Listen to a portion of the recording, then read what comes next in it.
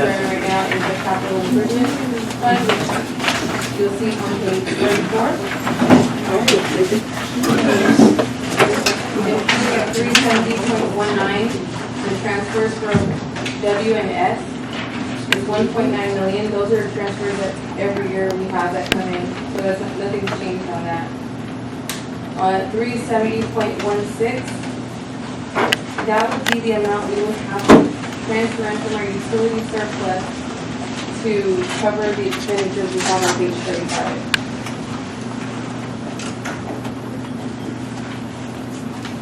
And then the one that is blanket transfer from capital improvement surplus, that amount would have to be taken out of our capital improvement surplus to cover again the expenditures on page 35.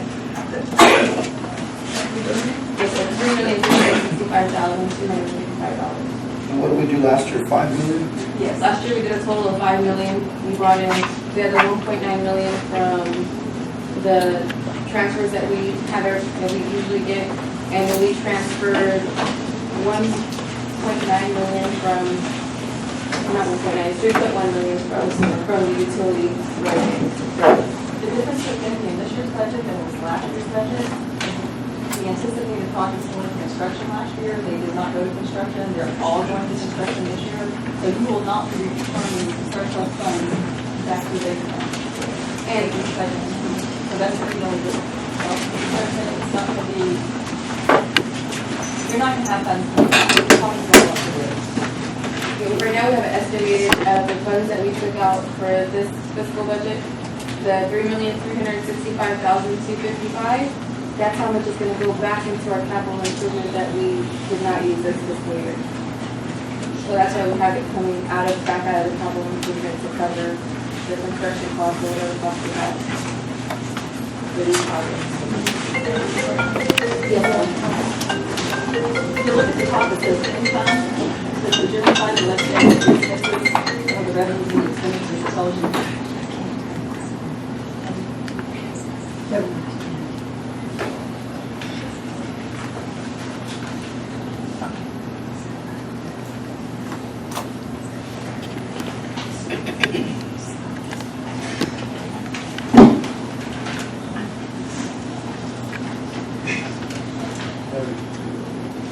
A lot of these projects, like the SCADA system phase 1, the train C, the wastewater treatment plant phases 1 and 2, the water treatment plant phase 2, those are on TCEQ projects.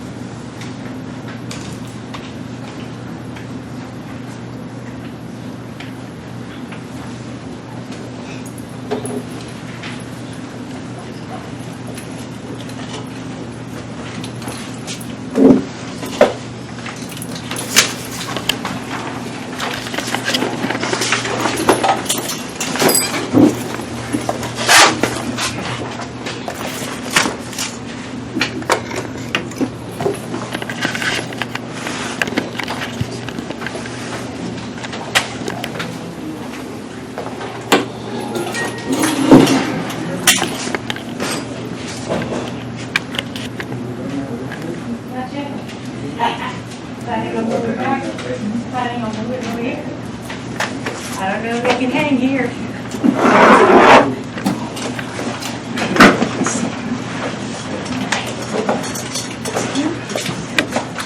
Are you sitting here? Go ahead. Okay. Sure. How you doing, sir? Oh, I know this six. I can see. You go sit there. You go sit there. Sit over here. Make sure there's no break away himself. How you doing, sir? Good.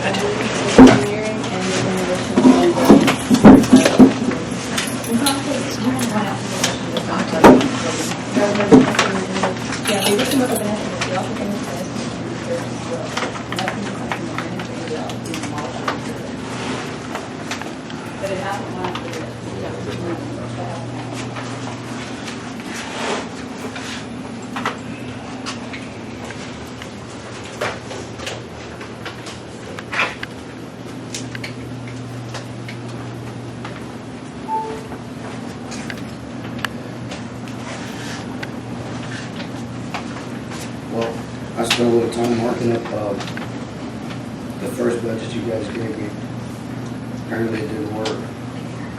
Instead of reducing things, we increased them. And I understand that some of us asked for things. But anything that takes away from the revenues, anything that's paid for by revenues from water and sewer, I really suggest we back up. We back off on there. Can you speak a little louder? We can't hear you back here. I'll try. Please? I'll try. I've got a microphone. Something like the fire department, those are special funds. They're not gonna, it's not gonna affect your water or your sewer revenues. So if you were to give them a larger budget, that would be okay. But every time you have to every other department, ladies know this, it's gotta come from somewhere. I just think that if we didn't reduce it from what we looked at the last time, there's no way it's too high. My only concern with this specific budget is the new year's budget. Lay the transmission line. You take $5 million out of surplus this year, this year we represent that because we did construction. There's no base construction. We did that. And it probably starts moving back into the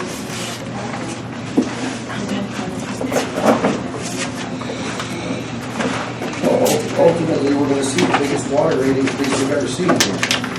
That's what's gonna happen. In 2 years, we're gonna have one huge water rate increase. And we've already been through that. So, I don't know, it's up to you, that's whatever you wanna do. I'll definitely take a look at this thing again. We have how many more hearings? Two left? It's not budget calendar, you have to.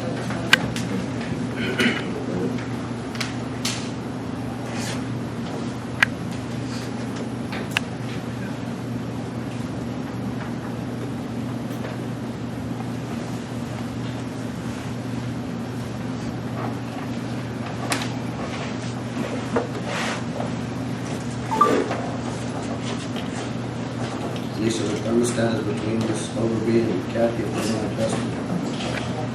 Set on 70. 70. What's the temperature in here? I'll pay the difference, Scott, on that kind of thing. I'm not one of those. I'm kidding. Neither do I. It's 79.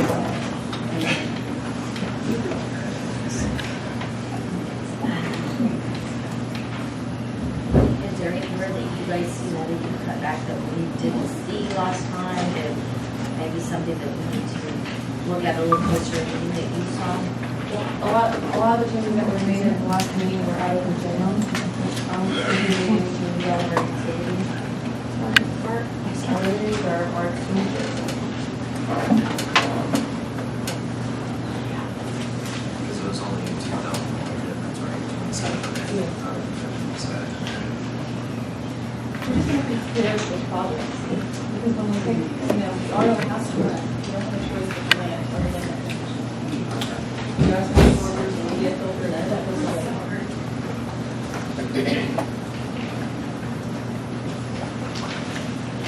And a lot of these projects in capital improvement are already in progress, so it's not, we can't, there's no first to stall them because they're already starting. Some are already in construction, some are about to be in construction. But you need to pick the most on is just the requirements. Nothing else is in order. I think it just says 4. And the 70 violations you just got. How many? How many? 7. We're already working on I thought you said 70. 70. No, it looks like it's going to be too long. It's just we have a hard time keeping up. Like 65007 and 65008, we were putting in our main water and sewer lines. Like they have been.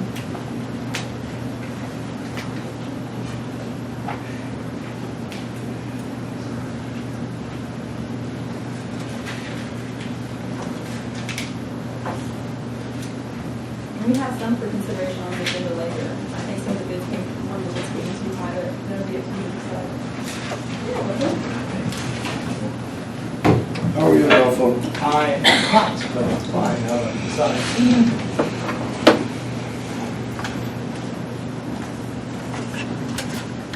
You guys are gonna have to decide, either run with it, make adjustments and come back.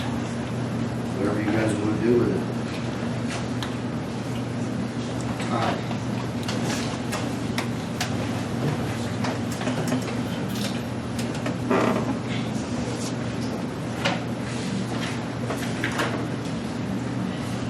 what I'd like to see is the $7,500 that we put in for the one-day event.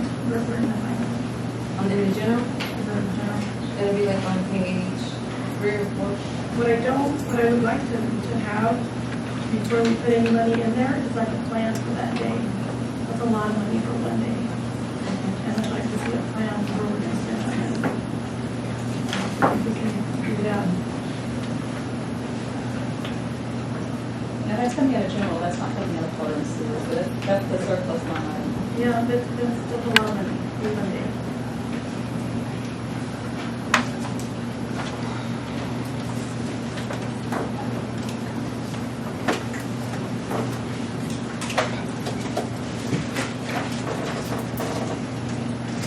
On page 4.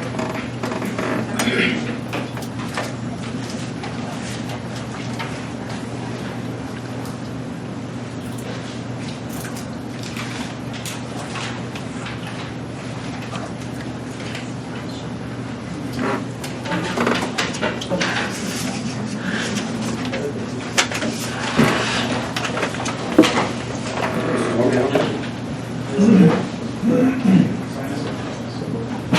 Let's think of next week. Or the 31st.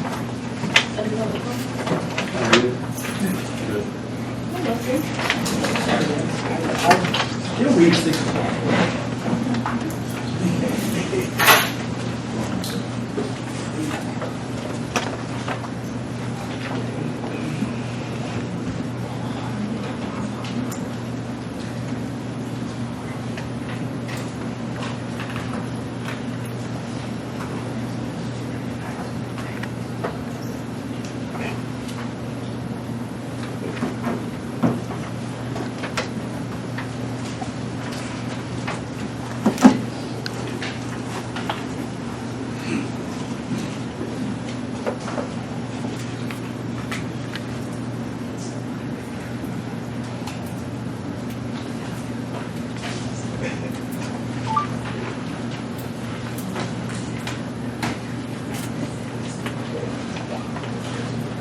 This report can be able to go out to the public.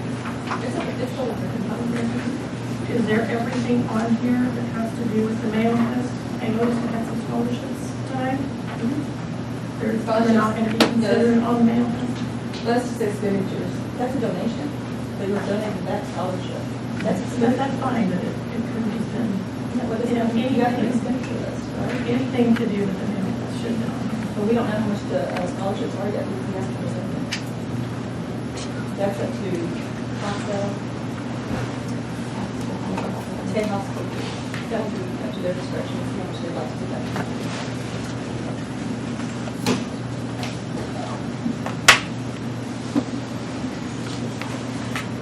And how long does it take, and how do they decide who gets the scholarships? How do they decide that? He had a funeral today, and he's not able to make it, so he will present all that to you in his dinner. He'll give you different ideas. This is something they do on a regular basis. This is the person that assisted with the beer sales in the event, but he had nothing to do with the city. There's nothing, you don't have any type of agreement with him. That agreement was between him and the alcohol sales, and they get together and they decide what they're going to do, or how much they're going to donate back, or what should be given back. And they give it to the city to give to the school for scholarships. So it's going to get from the school district to children.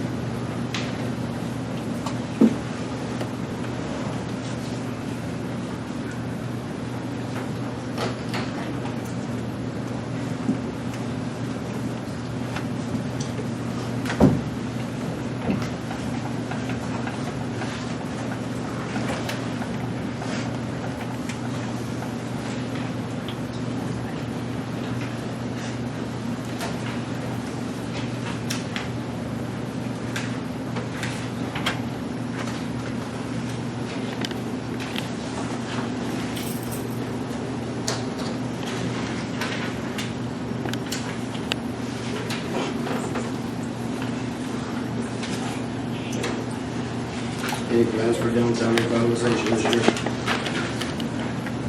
There's some duplication there. I think there's like $5,000. And what that's for is, it used to be Mr. Kenedy and Mr. Johnson, but now it's Mr. Kenedy.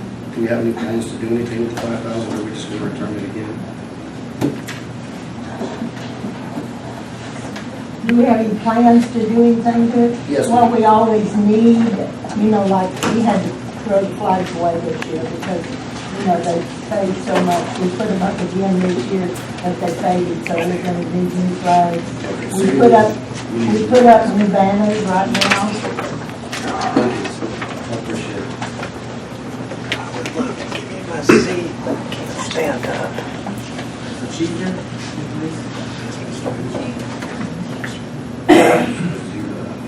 Chief, budget so far for your staff, what do you think about it? Do you have any concerns, anything that you might want to add or No, think you take away from? or- No, we worked on everything that I wanted to discuss in there so far. We're good. Still got, I'm just saying, you still got time to think of it. Yeah, right now, everything is fine.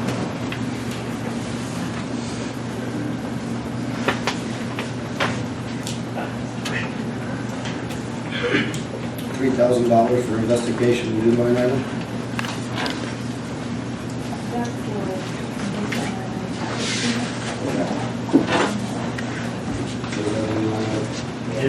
Yes, I did request that, somebody specific for investigations. And the furniture unit shows an increase to 3,000. That is to put in some new chairs in our training room. As much as we use now, those old plastic, little plastic. I think we need to run through each department and cut what we can cut. And we're going up every year, we can't do it.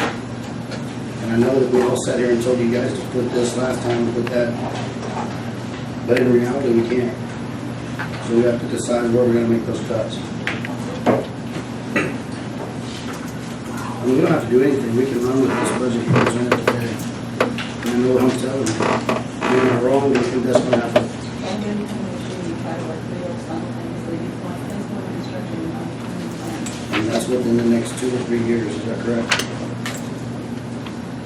Yeah, the rubber concrete should go off, it should be done, it's all good, it's all good.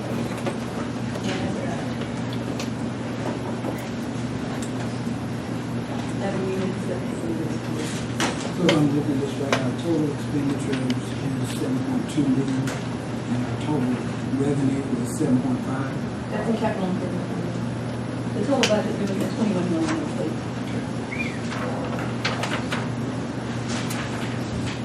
And our total revenue, Well, for taking a little over 5 out of surplus, and doing the total combined revenue, we're looking at 15 to 16. That's how.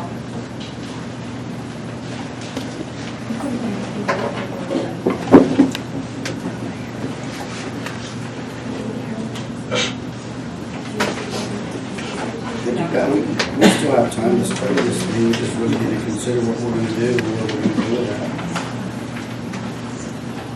I know we can't ignore TC. We're closer than anybody anticipates on this new thing that's going on. We're gonna do what we can get.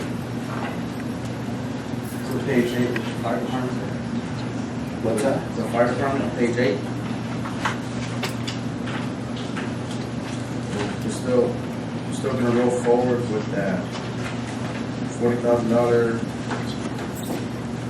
Fire department, those funds don't come from sewer and water. So like I said earlier, I was being exaggerative on it, but you could give them a $300,000 budget, you're still okay. It's the things that take away from the water and the sewer that concern me. Because we don't have it to take care of those things. That starts on page 19, the utilities, anything with water starts on page 19. I was going through everything in general, so. Hey Lou, how are you? Pull up a chair, there's some in the back. Yes, sir. Guys, there's chairs if you'd like, they're just in the back.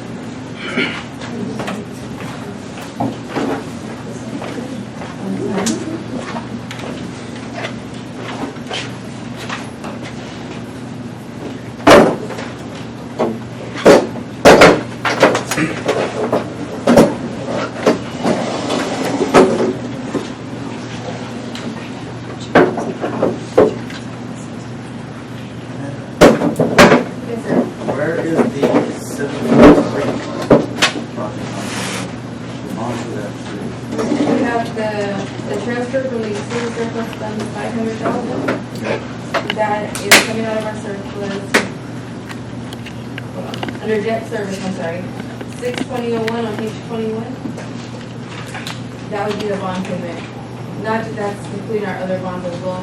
That's the total of our bond payments that will come out of our utility surplus.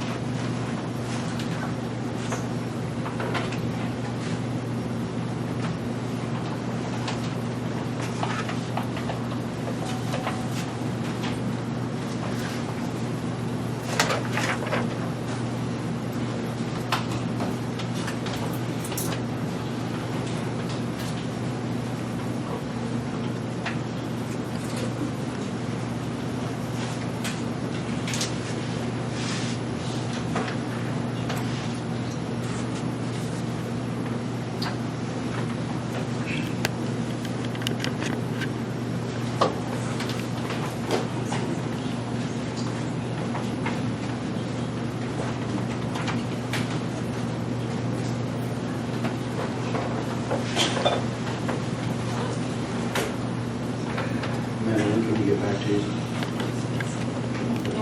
I'm not sure when we have our next budget meeting. And definitely not. Do you feel like I'm exaggerating?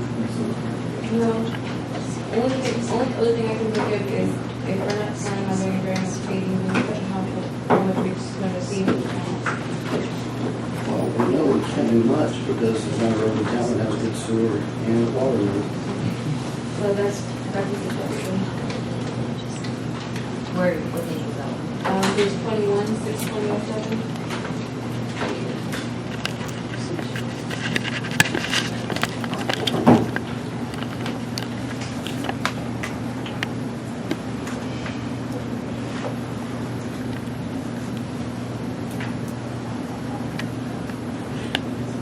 Can we say the payment, we're gonna use part of that payment fund to try to get Porter Street, or we're thinking about Porter Street?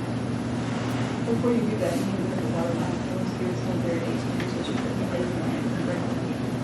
And it's a 2-inch line. And there's no base under the asphalt, barely any.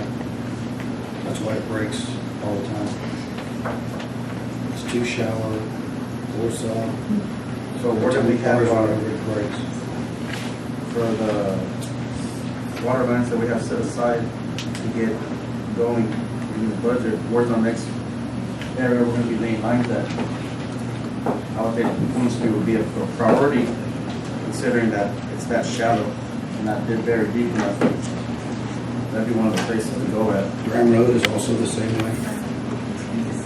The Graham Road has no fire hydrants that actually work.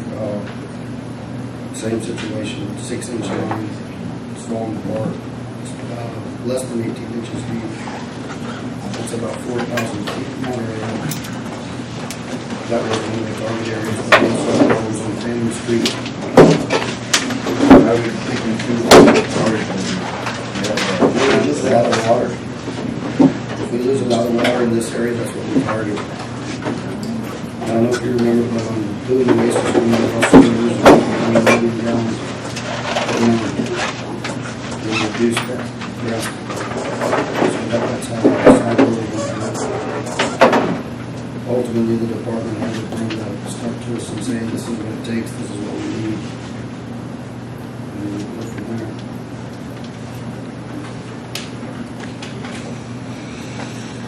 Paving's extremely expensive.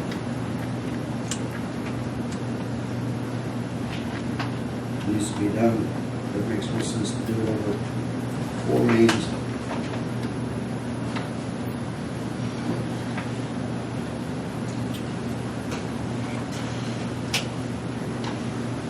That fire hydrant, did you guys see it when you walked in the front door today? It says 1910 on it. You know where that was? Blue Street. It's great that we have something that old left in the city. The problem is if a fire truck tries to connect to it, it can't. It's impossible. It doesn't have the, it's just not capable. Those are all over town. Anyway, we got about 3 minutes left in this budget workshop, Madison.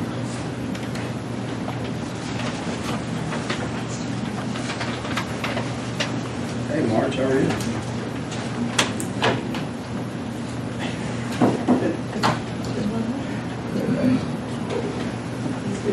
I guess we got time to go look over this. Next budget meeting will be August 27th, my understanding.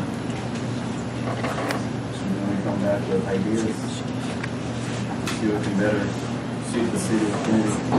At that time, if we have any ideas to add, basically to the fact and go from there for the discussion.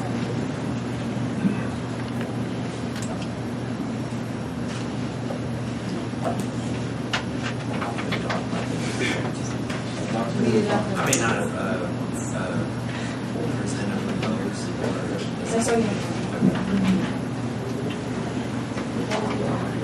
The final budget will be adopted at the September meeting, correct?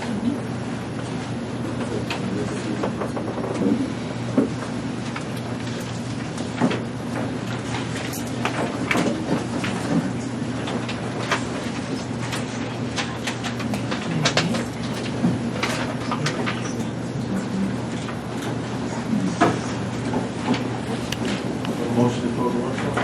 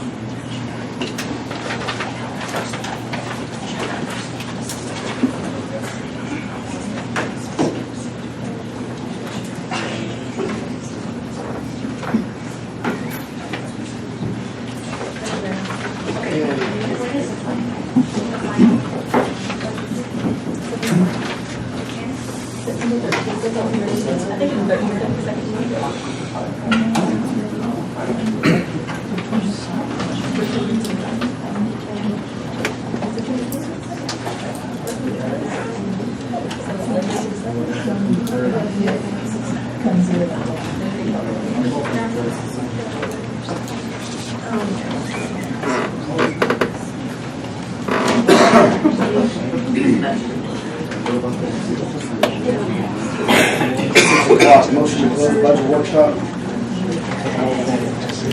Second. 6 o'clock, we're going to call to order City of Kenedy City Council regular scheduled City Council meeting. Quorum is present. Amenders, please call the roll. Council Biotis? Present. Council Lynn? Council Thomas? Present. Council Klein? Here. Council White? Here. All present. Thank you. Councilman, would you say the clerk, please?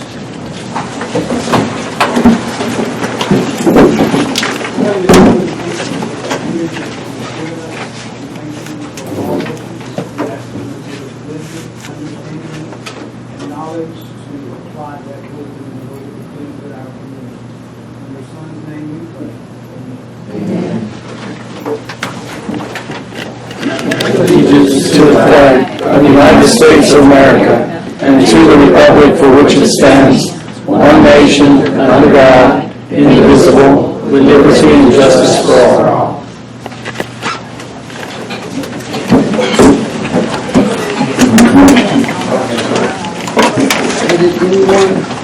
Is anyone interested in speaking during citizen comments that didn't have the opportunity to sign up? It's not too late. You can sign up now if you'd like to speak. There's probably people down the hallway that can't hear you, Okay, so you may want to step out and tell them. okay. Thank you.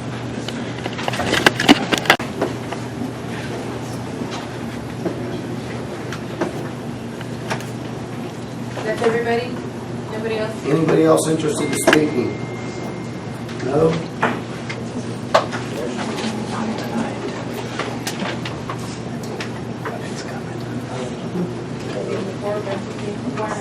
Okay, let me go at a time, 4 minutes. 30 seconds. We'll be good. Okay, who's first? Stormy Rosette. Stormy Rosette. Stormy Rosette. Stormy? There he is. Good afternoon, Honorable Mayor, distinguished members of our council, Madam Administrator, Madam Clerk, and fellow people of Kenedy. Today I come here, I don't have a complaint. I'm not going to throw nobody under the bus, but I come here for one thing. We need to unite. We need to work together. We have so many cities in the state of Texas wish they had what we have here. But we're not going to do nothing if we're divided. All this negativism, all this hatred, all this stuff on Facebook that tear people up, tearing characters up. I tell you what, we have 10 motels, I don't know how many convenience stores. We have a wonderful fire department, dedicated men, a wonderful police department, dedicated men. We have a hospital, we have Walmart, HEB. What else do we want, guys? Let's use what we have. Positivity. This is BS that people are coming against each other. I see people that were friends last year, now they hate each other. And next year, they love each other again. You know, this is ridiculous. Then we got people on Facebook that go crazy on Facebook. I'll probably be on Facebook tonight or tomorrow. But if they have the guts, come and tell me what you're going to put on Facebook. Don't use that Facebook just to get out of it. So I beg you, Mayor and your council, to let's work together. Let's stop all this bickering, all this hatred, all this throwing people under the bus. I'm not going to get on. I can give my mirror to anybody else that comes in next. But I have to say this. I have one question. I've been hearing, first of all, for people who don't know who I am, I'm Steve Stormy Rosette. Everybody knows me here. I'm 78 years old. I've lived here in Kenedy all my life. I've paid taxes all my life. I love this town. I love what we're doing. But I hate what's happening. I hate what's happening. We are divided. And we need to stop that division we have among us. Like I said, other people, other cities envy us for the resources we have here. Let's use them. Because if we go negative, the city goes negative. And you know who you are hurting? The citizens of Kenedy, Texas. I don't care if you don't like Joe Blow or Jane Doe. Do your job. And your job is to represent Brenda, Leslie, Cindy, James, Brenda, Justin, your district. And all districts get together, we represent the whole town. I have one question. I've been hearing a lot of conspiracy theories in this town, and you know, we hear it from our government. You know, like this. There's a new phrase going to town. We have the new majority in the city. What is the new majority in the city? I thought a majority was when you had something on the agenda, you all voted for it, and there were 5 people up there. If all 5 vote for it, okay, it's a majority. 4 vote for it, it's a majority. 3 vote for it, it's a majority. But when somebody's putting out there, hey, we have the majority in the city now, what does that mean? You know who does that? People in North Korea, China, and Russia. You guys get to the media, study the item. You have questions, call people. Don't listen to your compadre over here or your friend over here. They just do this. I mean, I don't like that person. I don't like those people. They go get, no, study it, make a decision. So that's what kind of throws me off. New majority in the city.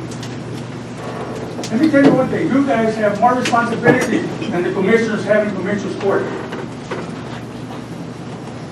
I wish y'all would get paid more, because y'all deserve it. Because y'all have to deal with everything. Our water, our streets, our people, our fire department, our libraries, everything. You don't have to deal with that. So I don't think you don't have time to be putting fingers at each other and throwing each other the bus. Thank you, Stormy, we appreciate it. One last thing. God bless Kenedy and the people of Kenedy. God bless you. Thank you very much. I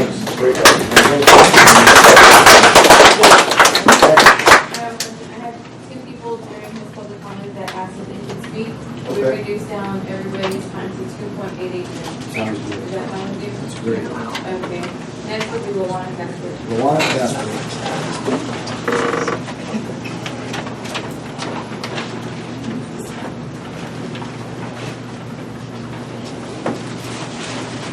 Okay, how fast, ready? First off, collection site pamphlet adjustments, I want to commend the policy for being changed to take out the requirement of copies of driver's license. Do have an issue with it though, hours of operation, 2 hours on Thursday, only. Is that benefiting the citizens, especially those hours of 10 to 12? People that have to take off work to use it. Public address system. I addressed the council last year about this time to get something so people could hear what's being said. Y'all aren't using it. Please use it. You sit back here, not only is it uncomfortable, you can't see, but you can't hear. Amen. No one said the youth sports complex will not come to fruition, but it should be funded correctly and with complete transparency. Was it bid? Probable construction costs presented during the April 16th meeting was $7,525,617.30. But the certificates of obligation are to be issued in the amount of $7.5 million. The beginning difference right there is over $25,000. Underground utilities and lighting were part of the bid, if not why. If yet, are the amounts to be financed match the bids? Why a proposal and not a bid that must be adhered to and only changed by change orders? Project paid by 4B Corporation. Then why is the city financing the issuance of certificates of obligation? If 4B has funds to pay now, which has been said on Facebook, Stormy, why not invest those now and earn interest and additional revenue can be used towards the complex rather than paying issuance fees, interest, etc., which increase the cost of the facility and the cost to the taxpayers. And issued by the city, secured by ad valorem taxes and surplus revenues, as stated in the legal notice in the countywide, requires the fund for debt obligations to be established to ensure funds are available for the city annual debt payments. Even if a special allocation of the tax rate is set up or revenues from the waterworks and sewer fees, it'll cost the taxpayers either way. When originally presented to the council, the statement was made, it won't cost taxpayers. There's a quote in the Collins Countywide from April 25th, can't read, I'm limited on time. Operational expenses required. There'll be maintenance of the facility, scheduling, promotion, concessions, gate workers, plus other salaries and fringe. Yes, it creates jobs, which is great, but it's at a cost to the taxpayers, as those will have to be city employees because 4B can't fund employees. Replacement of the turf is every 10 years. Insurance costs, utilities, concession items, revenues. Is there a business plan? Victoria Youth Complex rents their facilities at $75 a game. It'd take $100,000 games to pay this $7.5 million back. Gotta be revenue from something else. Do y'all have a business plan? Is 4B's financial statements available to the council? Have they been reviewed? Are there adequate reserves for this project? What's the city's current reserves? Current amount of investments, interest rate investments. Just a while ago in the budget workshop, from what could be heard, the mayor is concerned that things need to be cut in the budget. The certificates of obligation as proposed and issued by the city The city is responsible for repayment. Will bonds be issued for the water acquisition and pipeline project that's going on? What's the amount of that? Don't dig the city into debt. Again, no one said the complex will not be built, but when voted to build it, the council was misled that it would not cost the taxpayers. And I have provided instances of multiple costs to the taxpayers. And I do want to commend Brandon and Cindy and Justin for responding. Excuse me. Sure you do. And the information I provided. There's 100 ways to fish. You're just giving us your example. You've That's never exactly ever had right. any idea of what goes on. You're not even supposed to comment during their comments. Can Exactly. you add that time to her, please? No. Her time already went out. Again, You're an I will instigator. commend That's them. what you do in Kenedy and Clarks County. Stop embarrassing us. These are my minutes. You're interrupting me. I have a final comment to make, and I'd appreciate the ability to make it. I commend Brandon, Cindy, and Justin for responding to the emails or texts I sent them last week before the meeting was abruptly canceled and illegally canceled. You can ask to have it removed. You're right. Sure. Next.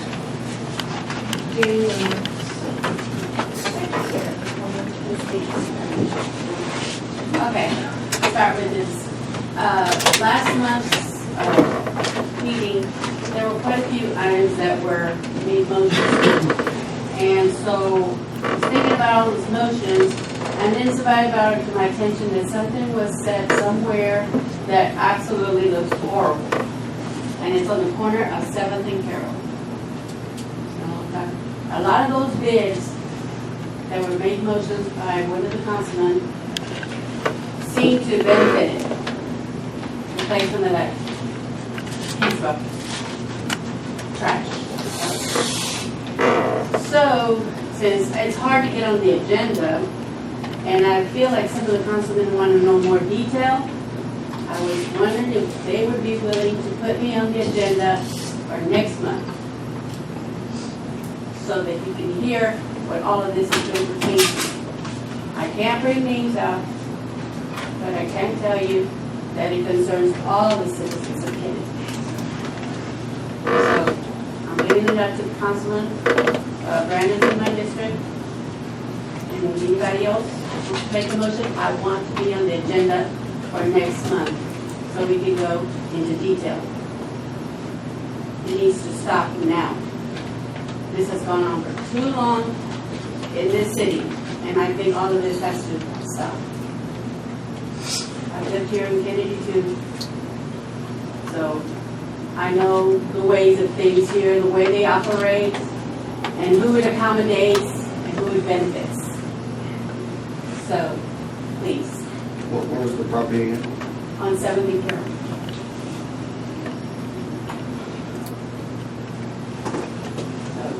Please.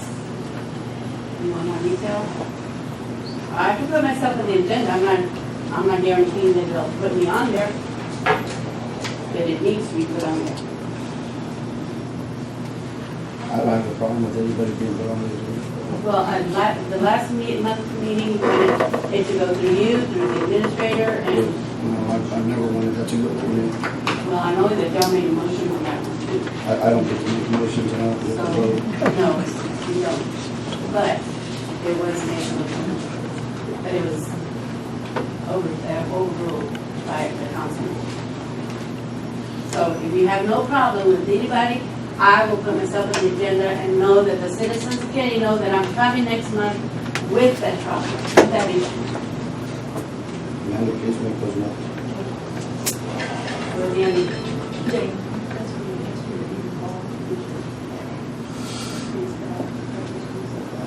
Susanna Cleaver? Susanna Cleaver.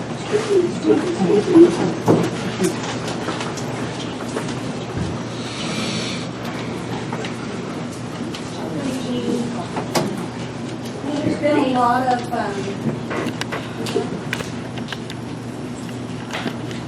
there's been a lot of dissension concerning the Larry Keesley Boulevard.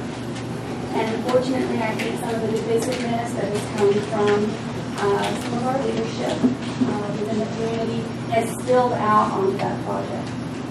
And I would like to implore the council members to review the merits of that project rather than personal feelings about some of the folks who worked on it. I myself have had difficulties with our city manager. I've had family members targeted. I've had our city manager go out and do and try to dig up dirt and do all she can to try to hurt either me or my family and be harassing.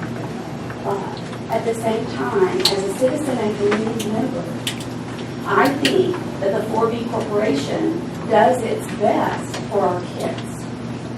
And I want each of you to be able to put aside, because I do understand how it feels to be injured by that kind of divisiveness. But I would ask each of you to please put aside any personal feelings that you have about that and weigh in the merits of that project for our community and for our kids. I have a beautiful son who dates a little pitcher, a fast pitcher, and she's a good one. And she goes all over the United States to play ball at other places who have better facilities. And we have an opportunity to provide a facility for her and our other kids to be able to come together and do something really good. Thank you. Thank you. Next.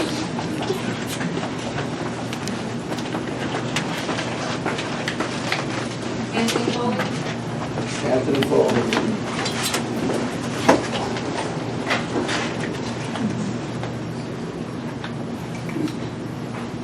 Good afternoon, everyone. I'm not Anthony Foley, stand before the city council. To speak on my behalf of the wrong steps taken by the 2 of the employees were written up for being in the bucket, but I, Anthony, was dismissed from my job without an investigation. I have been employed by the city for 10.5 years. This was the first time we were told that we were operating the equipment in the wrong way. I feel that this was an act of retaliation. Ms. Shaw hired Mr. Kenedy without submitting an ad in the local county-wide paper that the city of Kenedy has an opening for the supervisor position in this street department. I personally feel that my rights were violated. Ms. Shaw quick actions to hire Mr. Kenedy, who was just weeks before he was hired. Mr. Kenedy was contracted to do electrical lighting in our truck bays in the street yard. Also, Mr. Kenedy was prior no experience of the street and park day-to-day operations or procedure.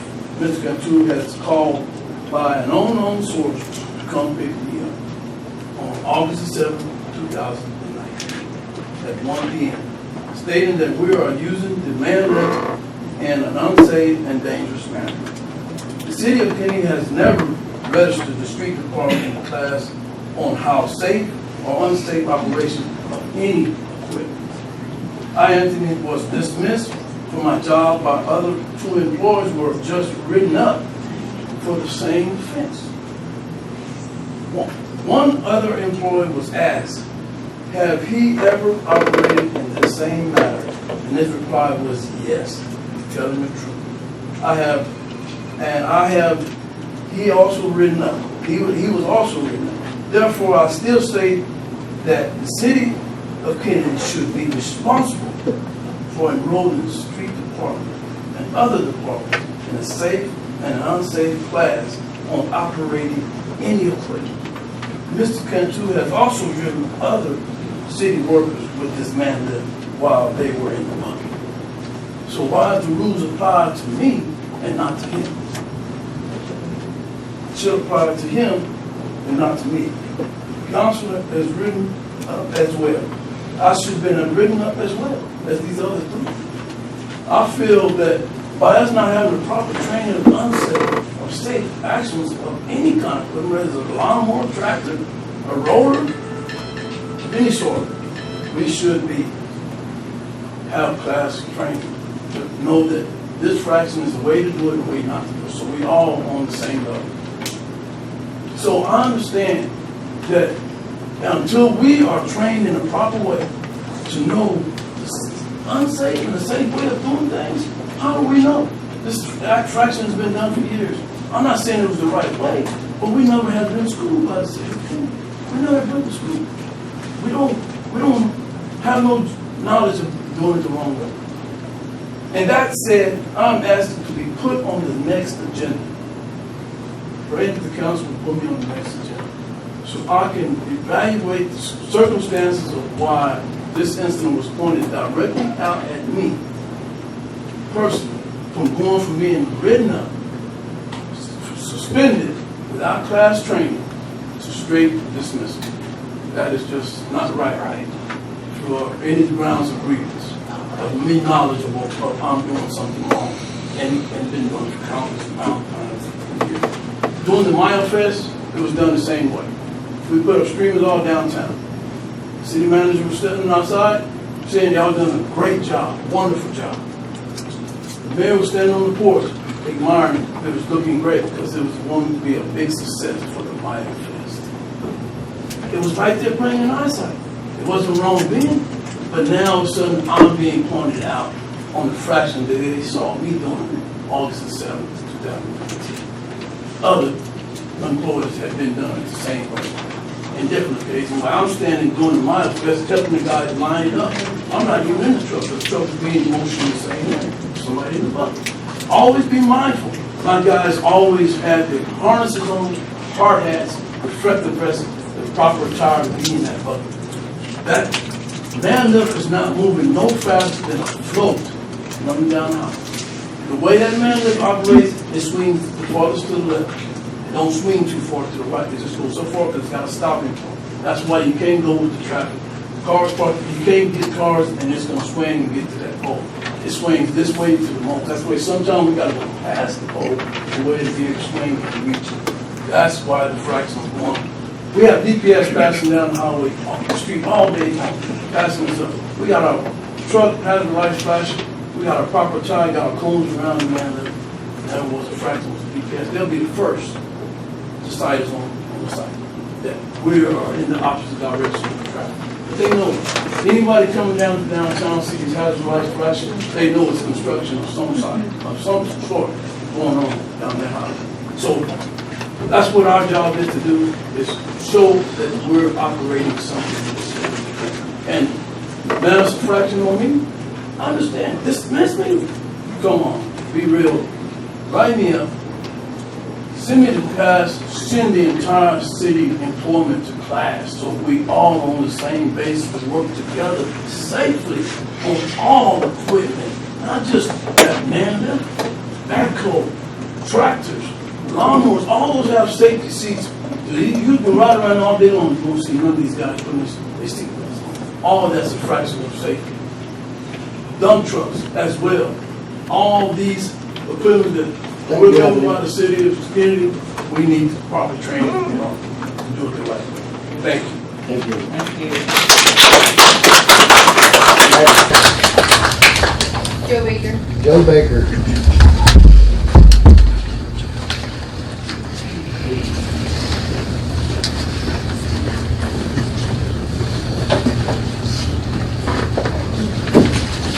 Kind of a long walk away. Sorry it took so long. I have a few things to say about the Texas Open Meetings Act and the importance of transparency. But right now, I want you to look to the back of that hallway and tell me this is a safe place to meet. There's an emergency fire exit that is blocked by half a dozen people. There's people out here. There's probably people in the hallway. There may be people down the street. Why not move the meeting to the auditorium? Someone can explain why we're not moving the meeting to the auditorium. Okay, no answer. Okay, there were two things I wanted to draw your attention to. When I was at a meeting, the mayor instructed me to go to the back of the room. He said it was because of this section of the city's ordinance. And I read it carefully. I wonder if the mayor read it carefully. It says that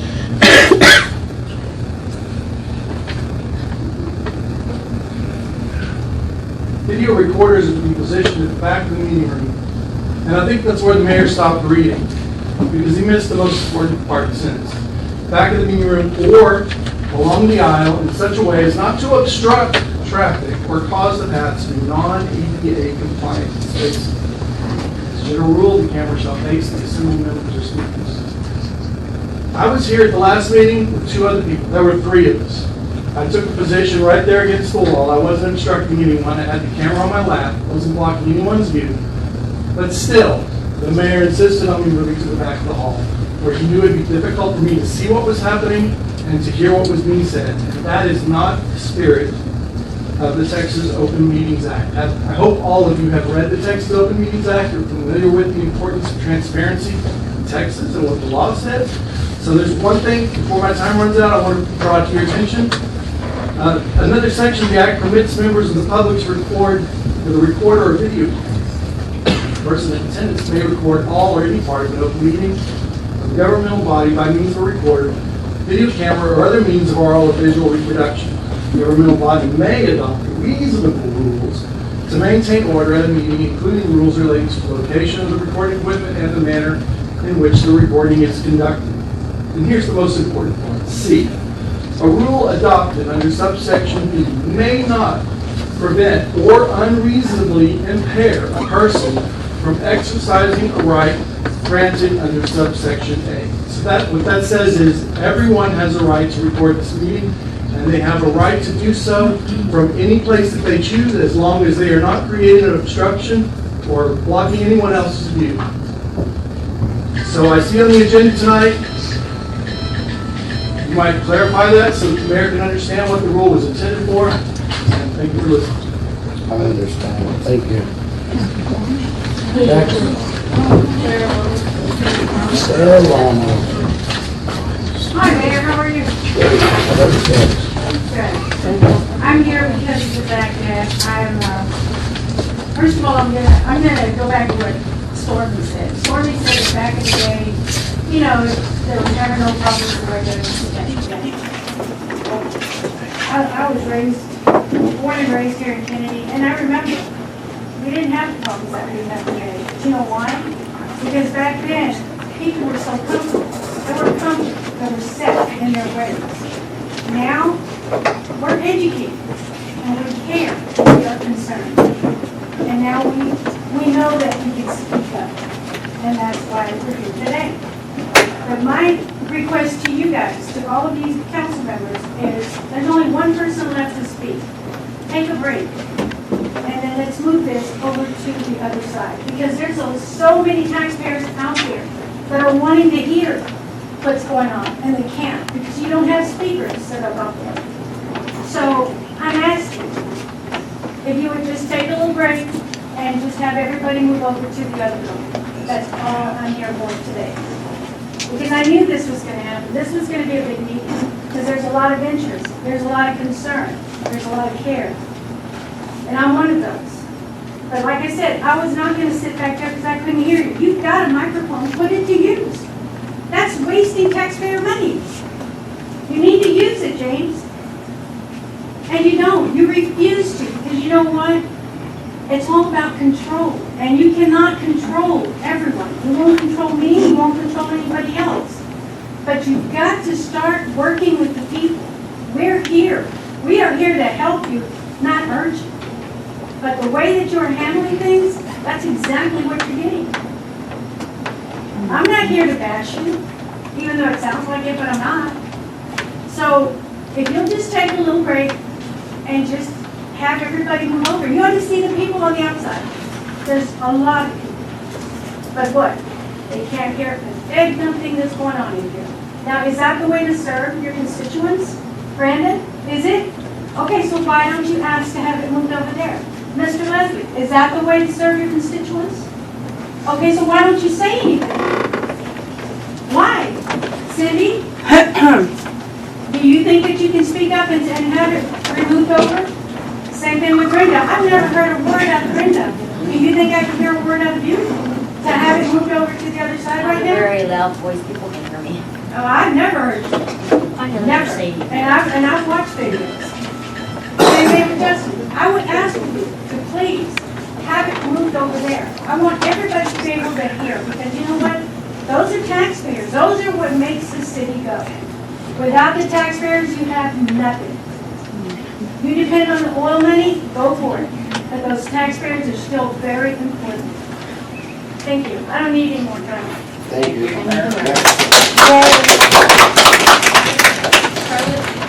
Charlotte. Foley? Foley.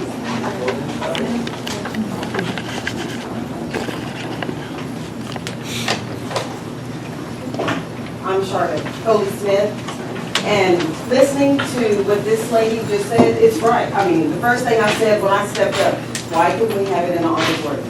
Because there is a lot of people out there that wants to know what's going on. And I'm not going to target anyone, but I'm just saying, you know, the taxpayers' money, we pay a lot for taxes. And I'm also going to say I pay a lot for my water bill and do not have a water leak. Come from a background of family of plumbers that check my water. But I'm not here to iterate on that. But I'm just saying, you know, this community used to be, to me, as one. And that, I mean, that's for real. We looked at people as people, not by their skin color. Everybody, we looked at people as people. Nowadays, it's not the same. This town is not the same. It's corrupt. You know, don't even want to live here anymore. And I'm personally one of them because it's corrupt.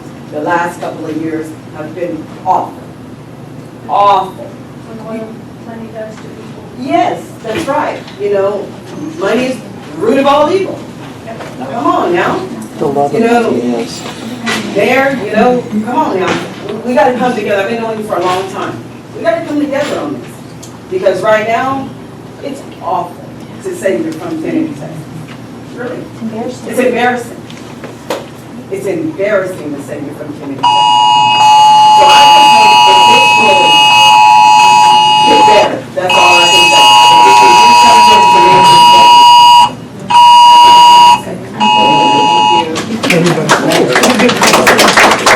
Everybody heard the Amber Alert?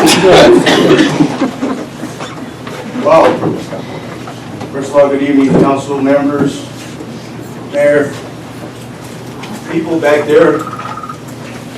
Y'all can't see me, just want to make sure I hear you. And everybody is in the hall. The few people that spoke here, you know, I think we have to give them a big hand. And I mean that. And the reason why I mean that, because I used to work for the city. In case y'all nobody didn't know that. I think some of y'all do. Mr. Justin, I've got notes here from 2016. I appreciate any information that you've helped me with when we've met. Our former mayor, which is not here, he tried, it didn't work. But I want to say this, and I want to say it real clear. Like, if anybody wants to hate me on it or whatever, first of all, it's good to see Mrs. Ogilvie, Mr. Keesley, and a lot of people that are important to this community. And anybody that pays taxes or anybody that works for this community and has lived here all their lives, whatever, is important. Okay? And that's why I'm not here to fight with anybody. I've never been here to fight with anybody. I have broken laws, I have broken rules, whatever, but I have paid for them and I'm going to pay for them. I want everybody to understand that. Because that's just the way it is. It starts from the United States, Washington, D.C., to the bottom of this little town right here. Am I right? Okay. We got that out of it. I'm going to show you on a picture real quick. Because we only got 2 minutes.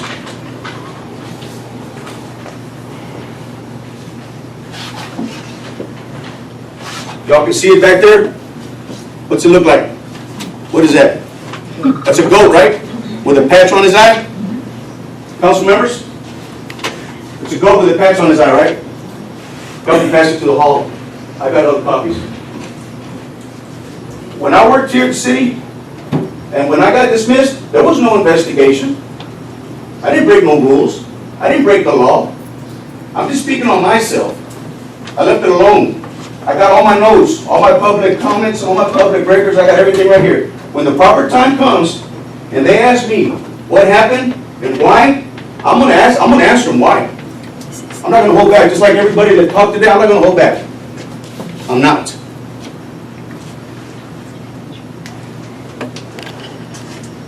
Okay? This is for the citizens of Kenedy, the taxpayers is what I'm talking about.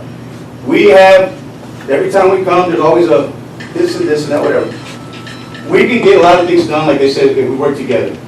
Trash pickup, garbage thrown, brush pickup, whatever, like I said, whatever. We have the proper equipment, guys. We have the proper, if certified workers to do it, we can get it done. We don't need to come in here and say, well, how come we can't get it picked up? Or how come I gotta sign here? How come I gotta show my license?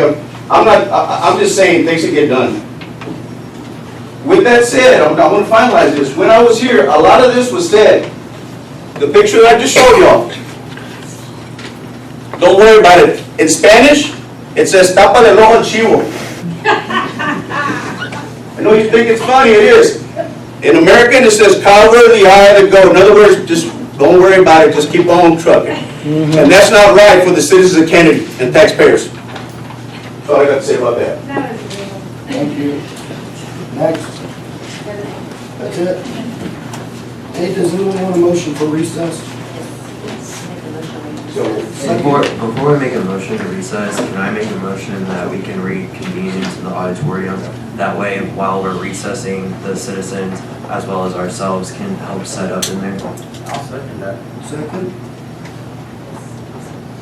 Let's do it. Thank you.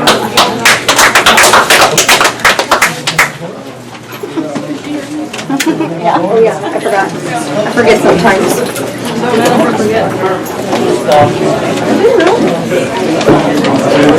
Sound system in 6:54 p.m. We're going to reconvene in open session.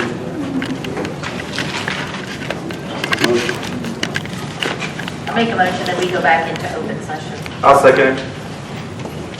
Item number 9. Consider act on consent agenda. Motion. I'll make a motion, we consider and possibly act on the consent agenda. Second. I'll second. Discussion. Can we pull the police report and the human resource report? Police report pulled. Who was second? Leslie. I did. Can we pull the street department report, please? Street department pulled. The HR report and the police report? HR report pulled. Any other reports? The street report. Streets, police, human resources. Anything else? No?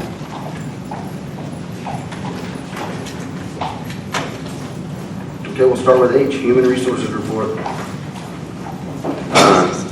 With the human resource report, can we actually go into executive closed session to deal with personnel matters? Yes. Well, I'd like to make a motion that we go into executive closed session with the human resource report. Second. I'll second that. Call roll. Give me a couple minutes. Yeah, give me Okay, this. couple minutes.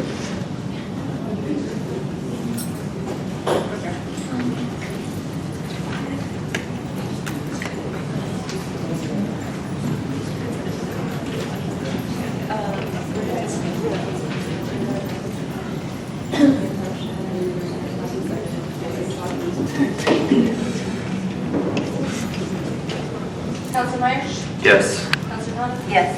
Council Sines? Yes. Council Wynn? Yes. Council Rio? Yes. All in favor? Motion passes. At this time, we're going into closed session. And can we just go back in the council chamber so they can just sit here in the AC and they don't have to wait outside? Thank you.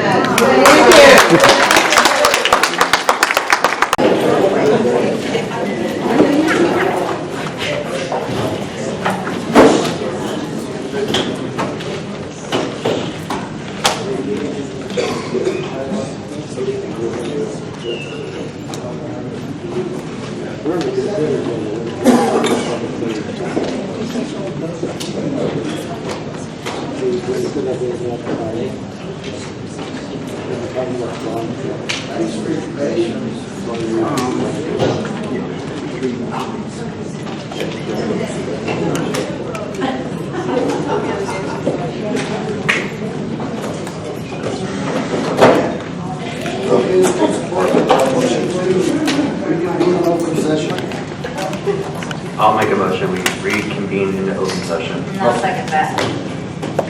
Council Rio? Yes. Counselor Wynn? Yes. Counselor Sines? Yes. Counselor Thomas? Yes. Counselor Meyer? Yes. Street Department, Brandon?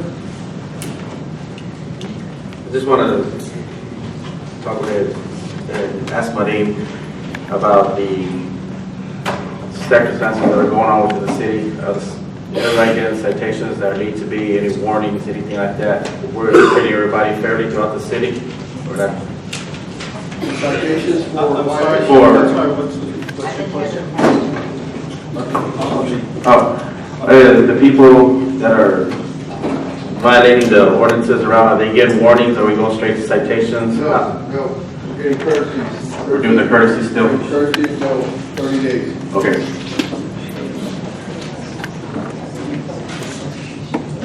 Anything else? Streets Department?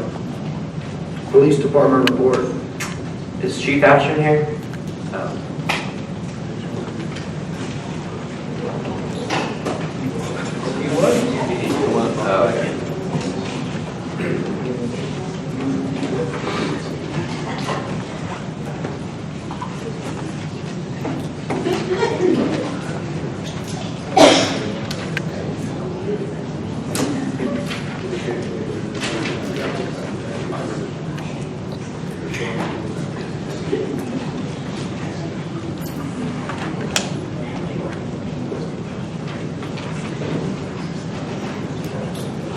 Chief Ash, the only thing I wanted maybe to give you a better clarification was I was looking over the police department report for July and June, and we have had an extremely high amount of calls and citations. Is there any reason for that? Yes. Okay. So, I put a note on the bottom, it made a lot of sense. What we've done, we've gone back and we've reevaluated the way we were getting those numbers. And in the past, I believe the numbers you were getting were lower than what you were getting. Oh, okay. So Rhonda is actually going back, and hopefully next month or two, we'll go back and adjust the month before as well. This will give you a better, this is a more accurate picture of what it is. Okay. That's the only question I had. I got a question for you, Chief Ash. I'm starting to see that we're stopping more 18-wheelers every day through town. Are we giving them a chance to tell them that we're not allowing y'all to come through town? Is it a warning or citation? Because several of those trucks look to be the same company, Sandbox or other vehicles like that. How are we going about making sure that they're not going to be coming back to town anymore? So if you look on the numbers, you'll see there's a warning and citation. The decision whether to write a warning or a citation is actually up to officers. It really depends on the circumstances and the stop. That's really his decision whether it's a warning or citation. Do y'all have visible signs stating no trucks through town? Yes. Any other questions on the police department? No, sir. Thank you. Is there any other item you want to pull on the consent agenda? No? Motion to consider? I'll make a motion that we approve the consent agenda. I'll second. Call the roll, please. Counselor Bionis? Yes. Counselor Wynn? Yes. Counselor Sines? Yes. Counselor Thomas? Yes. Counselor Meyer? Yes. Motion passes. Item number 10, consideration of possible action in regard to ordinance 1970, an ordinance of the City Council of the City of Kenedy authorizing the issuance, sale, delivery of $7,500,000 in aggregate principal amount of City of Kenedy, Texas, combination tax and revenue certificates of obligation, Series 2, 2019, securing the payment thereof by authorizing a levy of an annual ad valorem tax and a pledge of certain surplus revenues of the city's waterworks and sewer system, and approving and authorizing the execution of a paying agent / registrar agreement, a purchase contract, an official statement, and all other instruments and procedures related thereto. Any movement? I'll make a motion we consider agenda item number 10. And I'll second. Discussion. I have a few questions. So when the advertisement went out for the bond in the newspaper, it was for ad valorem taxes and any excess revenues for, I think it said like water and sewer. So with the bond going out in that direction, that does in that way would affect potentially the taxpayers if sales tax goes down and or their oil and gas revenues run out. Now, I will say this, and I know there's a lot of people here for this reason. I do support the sports complex. I think it's a great thing that the 4B Corporation is doing, but the way it was explained to me was that this was not going to affect taxpayers. Now, with that being said, I can justify some maintenance, some additional jobs. We talked about it, having a promoter going out there promoting for the different events, and I understand that. But a $7.5 million debt obligation that could potentially affect our taxpayers is something that we need to relook at. That's how I personally feel. But my question is, can 4B go out for their own bond, independent from the city? And if so, if they're not wanting a bond and if they can financially afford it, could they actually go out themselves and do this sports complex themselves financially if they have the capital? Because there's lots of things going around town that they have the capital in their accounts. Those are the first few of my questions. One of the deals that we talked about investing when we were doing this was to do a project summary agreement before we voted on that one. I don't know if you remember the project summary agreement. Dan was here on that specific night. The reason we looked at the project summary agreement is the city would get a better credit rating. No one can hear you. No one can hear that explanation. And I'll let Dusty go ahead and elaborate on this a little bit, but what it was is if the city secured the bonds versus 4B securing the bonds, we would probably get a better credit rating, which we did. We got a AA- credit rating.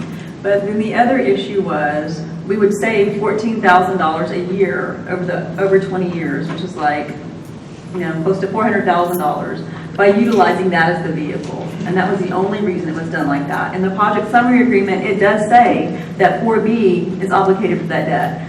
4B had to approve it and the city council had to approve it. I understand that, but I guess, and I'm human, I guess I misunderstood that agreement, that 4B was solely going out for that bond. Now my question is though, if 4B runs out, let's just say hypothetically speaking, 4B runs out of their sales tax drops, they don't get any more oil and gas, even though it's most likely not going to happen, it then would fall back to the city. Well, even if 4B would assume that debt on their own, if something would have happened, it would have fell back to the city. No matter what happens, I mean, you're responsible for every money, every sales tax that goes out, whether it's to the chamber, whether it's to 4B, or whether it's to anybody. You're ultimately responsible for those dollars. So there's no financial option that 4B can go out and it not affect us, the citizens of Kenedy. Okay, secondly, these are bond counsel Yes. or financial? I'm Tom Stewart with Hall Harps and Horton. Okay, you mind if I? You can sit right here.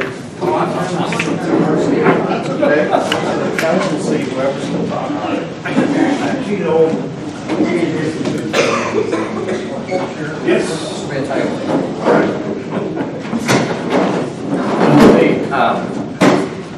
There were two ways to finance this.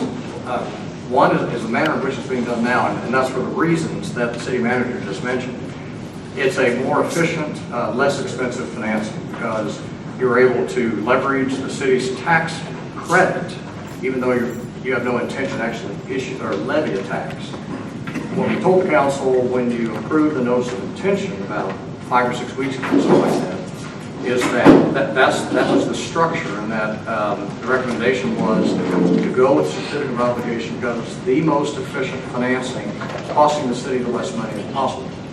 However, just as has been mentioned, if there is something that is completely unexpected, that the EDC does not collect sufficient revenues, even though they're all obligated under their agreement that the city manager mentioned, if for some reason that doesn't happen, they would,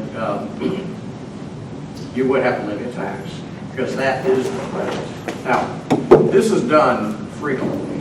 We do this at a lot of different places where, for the very same reasons, it's less expensive, it's more efficient financing. You don't have to have a reserve fund set up. You would have to establish a reserve fund of about $500,000. That's the average debt. And typically, reserve funds are 1 year's annual debt service requirements and things like that. So, yes, technically, the EDC could have gone out on their own bonds, but they, for financial reasons, it was determined this was more efficient and really with very little risk to the city. I mean, when you look at the cities or the EDC's history of collections and things like that, no one can predict what's going to happen in the next 20 years. We get it. You're asking great questions, but that's really the rationale behind it. I would also just throw in terms of that analysis between the delta of the debt service between the city issuing these versus the EDC issuing these. We threw out a number of 15,000 per year. It could very easily be higher, 20, 25, 30,000, plus the reserve fund number that Tom talked about being in the neighborhood of $500,000 to $525,000. You couple all of those together, that cost, that delta in cost, plus additional cost of issuance to issue through the EDC, probably puts the total difference between the city and the EDC issuing these at around $1 million. And there's also, I think, the potential, great questions, by the way. You cited, hey, what happens if the oil money runs out or whatever, and the EDC can't make its obligation? If the EDC were to have been the issuer and not able to make its obligation, that would have fallen back at least in a very negative credit action on the city's credit rating, if nothing was done. Yeah, I might add one thing, and I know it sounds a little confusing, that there is a pledge of your water, of the surplus revenues of the water and sewer system. We do that for a state law reason, and it's a little bit of a convoluted provision in state law, and it's under the Certificate of Obligation Act. But in order for us to be able to sell these bonds, what we call for cash, which means that you get all of the proceeds at closing, you have to attach a revenue pledge that the city has the legal authority to pledge for another debt. The city itself can't pledge the EDC taxes because that's someone else's revenues. They don't have the legal authority to do it. So we very commonly will use a surplus revenue pledge of water and sewer system. Again, even though there's really no expectation that you'll ever use water and sewer revenues for that purpose, because the expectation is, and the agreement provides, that it's coming from the EDC. So that, I know there's a little bit of confusion in terms of the way that the transaction is styled with the surplus revenue water, surplus pledge of the water works and sewer system.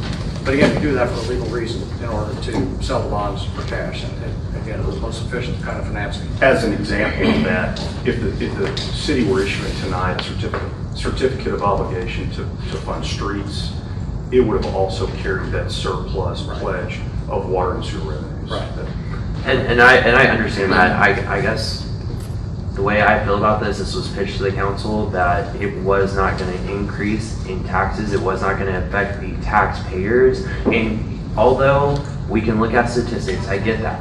We cannot guarantee that it will not affect future taxes in the future. Now, with that being said, I'm still for this complex. I'm not against this complex. But I think instead of spending $7.5 million, it could have been done a little bit more cost effective if we're going to go out and do this, or ask for B possibly to go in here and do this in a phased project.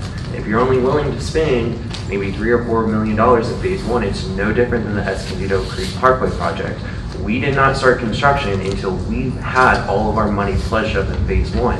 It then has kind of slowed down because we don't have all the money pledged for phase two, but we'll still work there and fundraise and get in that direction.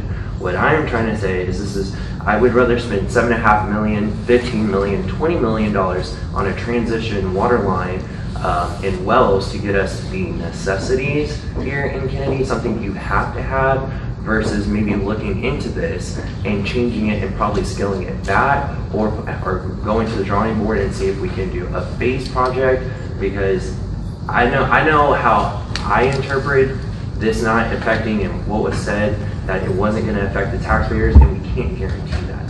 There's nothing in this that can guarantee that 10 years down the road, the Eagle Ford Shale busts out, everybody moves away, sales tax goes down, then property taxes possibly having to raise or go and increase water and sewer rates to then have to pay off this debt obligation that's for, I believe, the next 17 years. I correct? Is that it?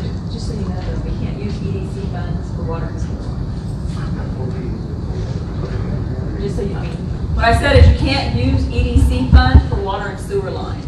That's specifically a tax that the voters voted on in 94 or 96 to give that percentage to 4B. And it can only be used for EDC and Parks and Rec. So can we ask 4B if they have the funding to put this up front where we know it's not going to affect the taxpayers? Or can we ask 4B if we can do this into maybe a 2-phase project? Now, I will tell you this. 4B has a surplus right now of $4.2 million. And that's after they just gave $1.89 million to the Escondido Creek Parkway in a matter of just a couple of years. Because the biggest pledges for the Escondido Creek Parkway got paid for through 4B. So they just, I'm not going to say it was $2 million, Justin. It was 1.87 or 1.89. Leslie, what was it? 1.87. $1.87 million in the last couple of years that they just gave to the Escondido Creek Parkway. So their revenue source is not like, they have $4.2 million. Okay. And they don't have, I guess it came up the fact that, well, does the EDC have any obligated debt? There's no obligated debt through the EDC. They do not have any monthly payment that they are obligated to make. So I think that was one of the questions that y'all had posed to me earlier. Is that correct? Because they do not have a monthly payment that they make. I have a question that was brought up over the weekend.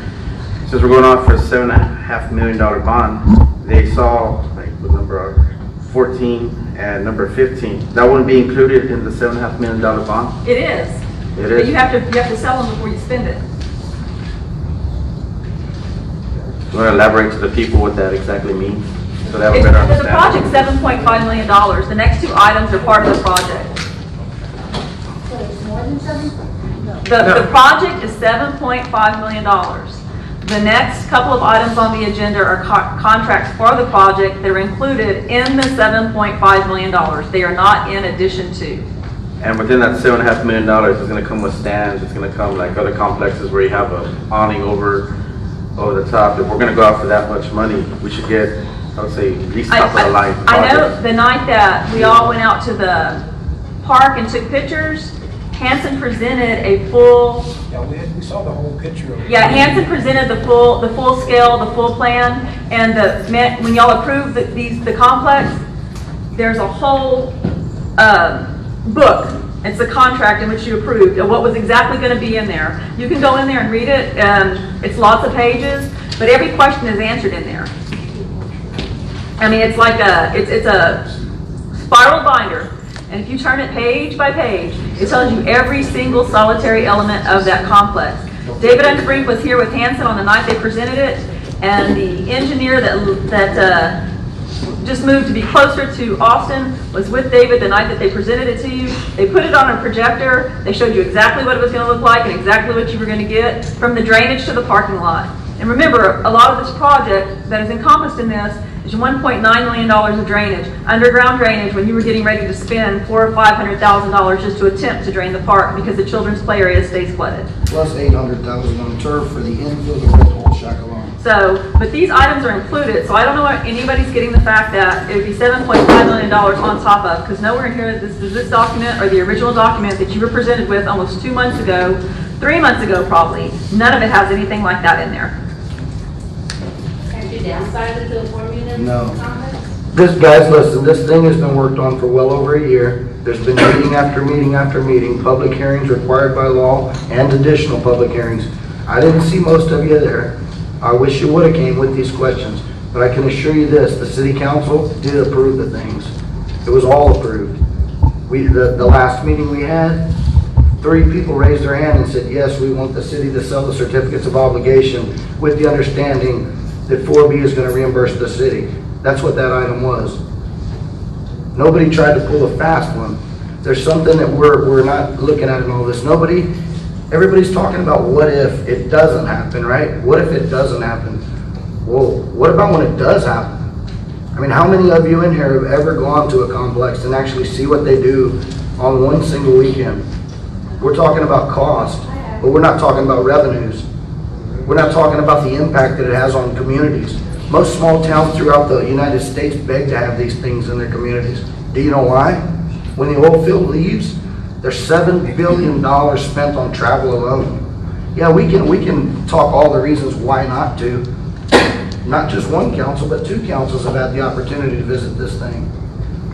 You think we were really torn down? Do you think we would really tear down the fields we had if Wait, it wasn't approved? time out. On tearing down the fields we have, a demolition contract was put before the council. Okay, I the council understand. voted to move forward with the demolition contract, because that was a question Brandon posed to me the other day. Is Barbara, why did you allow them to tear the fields down? I didn't, you voted on it. I brought you the demolition contract, and it was on the agenda to demolish the, ball fields. And you are absolutely correct. And like I said, this, in my eyes, I can't speak for anybody else up here, but it was a misconception of me understanding that the obligation of the funds to be paid yearly was going to be on 4B and 4B solely. It is. But you cannot tell me that if something were to happen with 4B, that it would not fall back on the taxpayers. But it would have, even if 4B would have assumed that debt themselves. That's exactly what I'm saying. Maybe a bond is not the correct approach, and maybe that we should do it into a phased project. She's got a 3D model if you want to see it. So I want to hear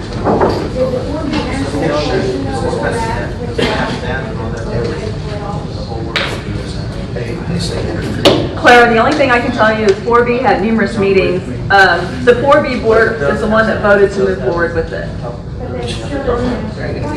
I don't understand your question. Try again. Can they afford to pay for it all without relying on anyone else? The 4B has $4.2 million in surplus. They have the ability to make their payments. Their payments are going to be $487,000 a year at a 2.874% interest rate. Why couldn't they scale it back to 4.5 million of what they have and pay for it? And not have to... Because that was never brought up. It was always brought up to build a whole complex. Exactly, and I get that, but now we're in a phase right now where I do have concern. If the rest of this council doesn't have concern, then we can vote on it. But what I have a concern with is the obligation that it could potentially have on the taxpayers here. So instead of running forward, I am just asking to see if the council would even consider it to talking to 4B and possibly doing a phased project.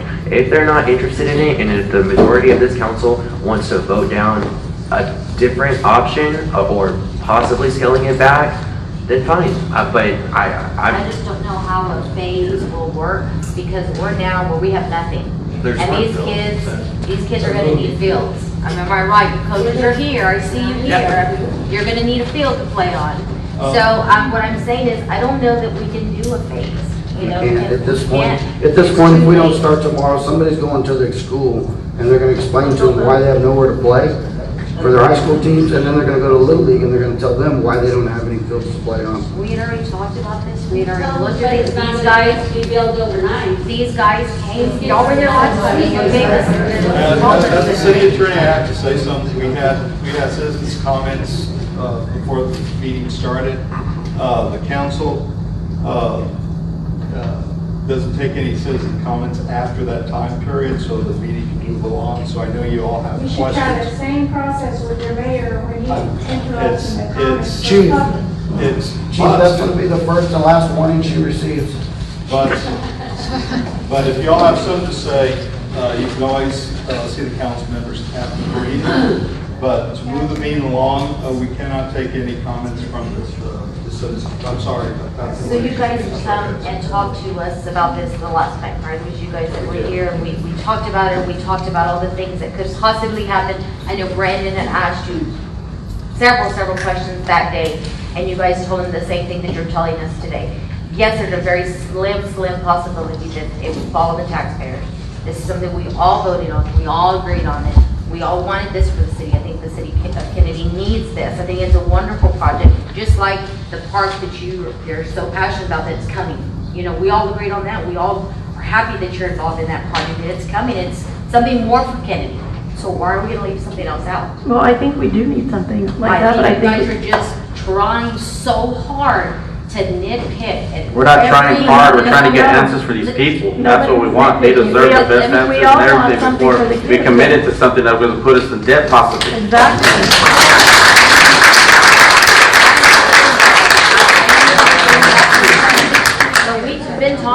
this for a long time. 4B has been meeting about this for a long time. This is something that's been in the works for a long time, just like the park has been. Just like that building for $500,000 that they're not going to demolish. Chief, that's gonna be her last warning also. We've got to look forward and do the things good for Kenedy, and I understand that we all had concerns, but those concerns and questions should have been brought up when we came before we voted the first time. Well, I'm going to ask the question, why does it have to be $7.5 million? The 4B has $4.5 million. Let them pay for it. Thank you.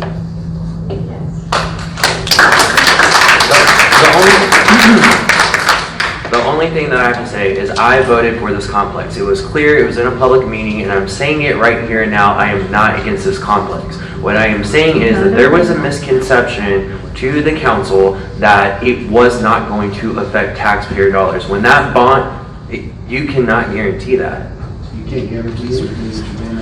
But we can't guarantee that the taxpayers are gonna pay it and then come back and say that they might. Okay, well, That doesn't work. We don't go out and lie to the people and then come back and say, oh, well, you might have to end up paying for it eventually. I'm sorry. They said that at the If we tell them they're not gonna be paying for it, they shouldn't be paying for it. They said it very slim possibility that it would fall on the taxpayers. But it's They still a said that possibility. very clearly, that it was a very slim possibility. They said that, and we voted. We knew that because that's what they said. Did you not clearly say that to us when y'all were here last time? That there was a possibility? Right. Yes. So there was nothing kept from anyone. You heard the same thing I heard. Like,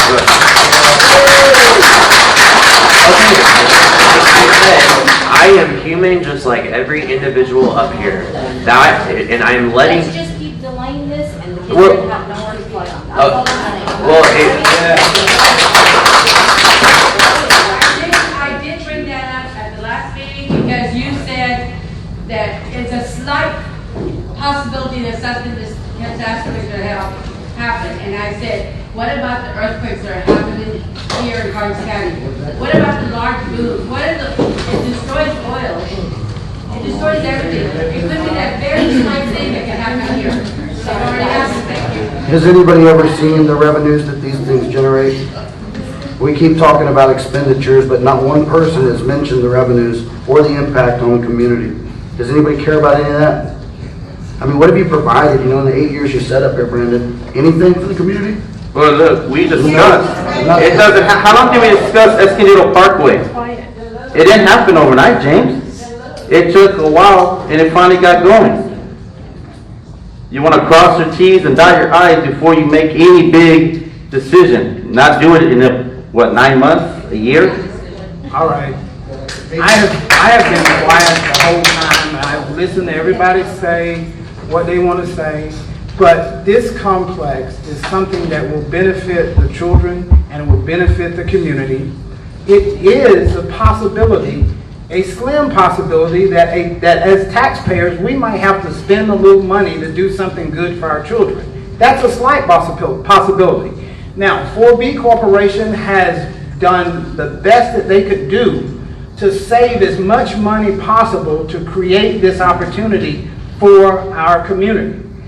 They did what they did because it was the best way to go, and it was the most cost-effective way to go. We sat here talking about the chance of paying taxes on something that we may never have to pay taxes on, but we're not talking about the money that they saved by doing that. Almost $1 million saved to get that complex just by using the wording correctly and using the pay system that has worked for many, many other communities and will work for this one. But I'm not a bickering person, so I'm not going to argue back and forth. I'm just telling you, this is something our children need. We keep complaining about them doing the drugs. We keep complaining about them getting involved. We keep complaining about them breaking into houses. But when it comes to us getting in our pocketbook and spending a little money to make sure they have something so they have something to be involved, sports has proven any kid that get involved with sports, they have less chance to do drugs, they're less chance to be in jail, they do better at everything that they do. So, decide as a community, are your children important or not? And we can stop this bickering up here because that's all it is. Don't get it twisted, Leslie. It's not. All right? I care about this. I care about this a lot. But do you not care about people who are on budget, who are living paycheck to paycheck? It's a slim chance. That's the thing. You said it. It's a slim chance. Slim. The chance is still there. Are you willing to go ahead and fork out that extra money? Is that? Can you say everybody?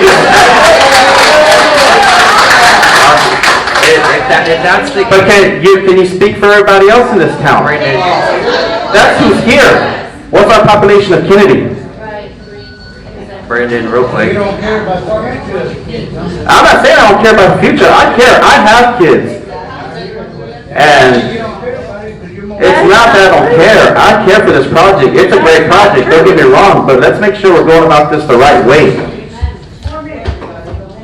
What can we take in consideration, and we have until August 19th, and according to the election calendar with the Secretary of State, can we do a bond election? Let the general public decide. But you're delaying it. But what are you willing to risk spending $7.5 million because you think it's a great thing and I think it's a great thing too? But how am I supposed to speak as a council member for the majority people in my district? I have to be fiscally responsible for everybody. Yes, you're right. Possibly with the coaches, the schools, and the Little League. It might delay it for 1 year, but that's $7.5 million. Are y'all, so it's worth jumping into something that you don't know enough about. And I'm sorry, unfortunately, that is where I stand with it. If you're not willing to do a bond election, if you're not willing to phase it out, and if you're not willing, and which I'm finding out, 4B can't solely take on the responsibility of the $7.5 million, we have to come together and find a medium. Okay, look. Let me ask, where's the lawyer at, the attorney? I'm over here. Okay, let me ask this, because you'll be more advised on this, but now I'm more educated on this. If, by some chance, I'm not saying it will, it won't happen, I can't tell the future, I'm not a psychic, 4B, somewhere in the future defaults, can we keep their sales tax and help pay for this to the city? Would that be an option? I do not know. That involves financing. I'm sorry, if I questions, but these gentlemen may be able to. The city. Can you keep their sales tax? I mean, they're only, okay. I'm not exactly sure if your question was if the 4B is going away. The 4B is going to be generating some level of tax revenues. I think your concern is that it may not be generating as much to fully cover their obligations or under the project funding agreement. But the way the agreement is set up is that they would be obligated to essentially be paying you first because you don't have any other debt outstanding, or that the 4B corporation does not have any debt outstanding. So there will likely be a source of revenues coming from the 4B corporation, and who knows what level at that point. But so I may not be understanding your question, or your. The city gives. Are you asking if, for instance, if for 1 year the 4B was short on a payment, would the city then be able to go back later to the 4B and yes, and then collect that money later from the 4B? Yes, to help pay for. Yeah. And I think the answer to that is yes. I mean, their obligation under the agreement is to be paying 100% of the indebtedness. So to the extent that you're short 1 year, I think the expectation would be that you did not fulfill, the 4B corporation did not fulfill its obligation under the contract, and so it still becomes sort of like a continuing liability, if you will, of the 4B corporation until the city's made whole. Yes. And if they were to happen to default and the sales tax wasn't enough, what would be the raise in tax to fill in the rest of the payment? You would look at the sort of the net number that's due. I mean, if the 4B corporation only had 400,000, and the obligation of debt service for that year is 488,000, which is the rough annual payment. City's obligation would be to levy a tax or find other funds to make that difference, that $88,000 difference, or whatever the number might be. And I think that that's a good clarification point, if I can as well, Tom, just for that purpose. If for some reason the 4B Corporation were to be short, other funds other than straight ad valorem taxes, other funds of the city other than straight ad valorem taxes could be used to make up that difference in annual debt service requirements. Right. As well. And we won't know how much we'd have to raise it until the time comes. Yeah, you will have no idea until the time comes. Yeah, and it wouldn't actually be a raise, it would be if say we were short that 88,000, we have a surplus, we have surplus accounts in every account that everything that we take money in, we have a surplus account. So that decision would be made by the city manager at that time and the city council to where that money was coming from. And it could come from one of those surplus accounts and not have any effect on the taxpayer at all. 4B spends the same amount of money every year, we just don't have a whole lot to show for it. It's not something new. Mr. Richards, did you have something you wanted to say? Yeah, a couple of things. One is, yes, we do have 4.2 million in the account. Trying to split something in two is really not an option because instead of being 7.5 million, now it's going to be 10, easily. The other thing is that the reason we wanted to fund it entirely with a bond is that still allows us to use the other monies available that we're leveraging. And so we still have, so we get more bang for our buck if something else big comes up. There's nothing on the horizon for that, but we can go ahead and keep that money in there. One is we get a lower rate because it's just like if you get a car loan. If you have money in the bank, you don't really need the loan, you get a better loan rate. So that's the reason we've got this money in there and we decided to fund the whole thing rather than strip it all out, and now we're starting at nothing, and it's also hard to sell $3.5 million bonds, I think, or harder, because a lot of banks and stuff buy it because bonds are actually assets to them. When you put money in the bank, it's actually a liability to them. So they have to go out and lend money or buy bonds in order to keep their books correct. But those were the two main things. That was the reason we did it the way we did it. Splitting it is really not an option, delaying part of it. In other words, which field do you not want to fund? Because all four of them are together, the landscaping and all, or the landscaping, the work that you have to do in order to get one field is fairly similar to the others. If you come back later, they have to bring all their equipment in, they have to take time to do it, and they're trying to work around another project, so. But anyway, those are the reasons. I don't know if anybody else on the council had any questions of me? Well, also, in that, the drainage that we've got to fix, whether we put that out there or not, the drainage that we've got to fix, we got to fix it. That what was the drainage? 1.9 million that we've got to spend to fix the drainage. We're going to spend that whether we put the complex out there or not. Now But now 4B is paying for it. Yeah, now 4B is paying for that, and the taxpayers are not paying for it. If you truly listen to everything, you understand that this was something that was done with the community in mind and for the children in mind, and trying to do it in a way that is most cost effective.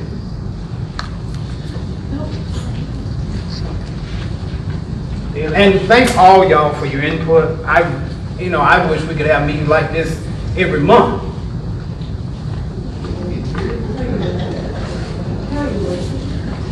Yes, I do. Any other questions for me? Mr. Richards, with this bond, yes, one more question. With this bond, we're still going to, 4B will still have money to do upgrades to the field and everything that, not the fields, but the playground area and all the other stuff. the medical course and all that. Let's say that the finances did go south. What would happen is we would have to, because this is an obligation to us, we have to fund it first, which means that recreation parks would suffer because we're going to have to fund this first. Now, we're on track to make, I think, $1.2 million, is that right, Barbara? Close to that. This year. We only budgeted $600,000, I think. So we usually project our budgets as way less because we know that oil prices go down and production goes down and sales tax goes down at different times. So we try to be very conservative in what we actually project for our budgets next year. Or each year we do that. So I don't see a problem with us ever meeting that commitment, because even if everything went south, 4B would still exist, even if no other money got spent. And so that $0.25 sales tax would then go all into that. So if 4B went away, would we get that? Well, why would you cancel that when you're still getting money for it, even if we had no award and anything else, but you still got the money coming in? Yes, sir. Yes, sir. All right. Thank you. Anything else? Mayor, would you care for me to walk through the presentation material that I provided this evening? Sure. Okay, very good. Again, for the record, my name is Dusty Traylor. I'm Managing Director with RBC Capital Markets. Our firm, together with my partner Bob Henderson, we've had the honor and privilege of serving the city of Kenedy as their financial advisor, as your financial advisor for a number of years, many years. Since the council's passage of the notice of intent to issue the certificates of obligation, we have been working hastily with your bond counsel, Mr. Spurgeon and his firm, as well as your staff, to prepare the preliminary offering document that was used in the sale of the certificates of obligation to go out and to market the sale of the certificates of obligation today. That was done in the marketplace. Visited with the rating agency, Standard & Poor's, had a lengthy conference call with Standard & Poor's that went very well. The city's bond rating of AA- was affirmed. That AA- bond rating is a very solid rating for a city the size of the city of Kenedy, and it contributes to reducing the interest rates that are paid on the bonds or the certificates. It also helps to contribute to reducing issuance costs as well. Today we entered into the market with the underwriter. Frost Bank was the underwriter on the transaction. And the timing to be in the market for these certificates of obligation in terms of the interest rate environment that we entered was very, very favorable. We have seen the yield on the U.S. Treasury fall since last November by over 125 basis points. Today, the U.S. Treasury, I was noticing at one point today, was hovering around a 1.68%. We've seen the news out there over the course of the past several weeks, but here most recently when we talk about tariffs and trade war with China, those are things that to you and I in our personal world seems a little bit scary. And what that does is money moves in those times out of the stock market into the safety of investments like municipal bonds. When more money is moving into municipal bonds, that lowers the interest rate for borrowers or issuers, such as the city of Kenedy. So that's contributed to a favorable interest rate here tonight. We entered into the market today to deliver a project deposit of $7.5 million that will be available to be placed into the city's project fund. The arbitrage yield on the bonds was a 1.946. The all-in fixed TIC, that's true total interest cost. That's the interest cost when you factor in, you have to factor in all the cost to issue the bonds. You also have to factor in call premiums and things like that. The 2.748%. That is a fixed rate of interest over the 20-year payback of these obligations.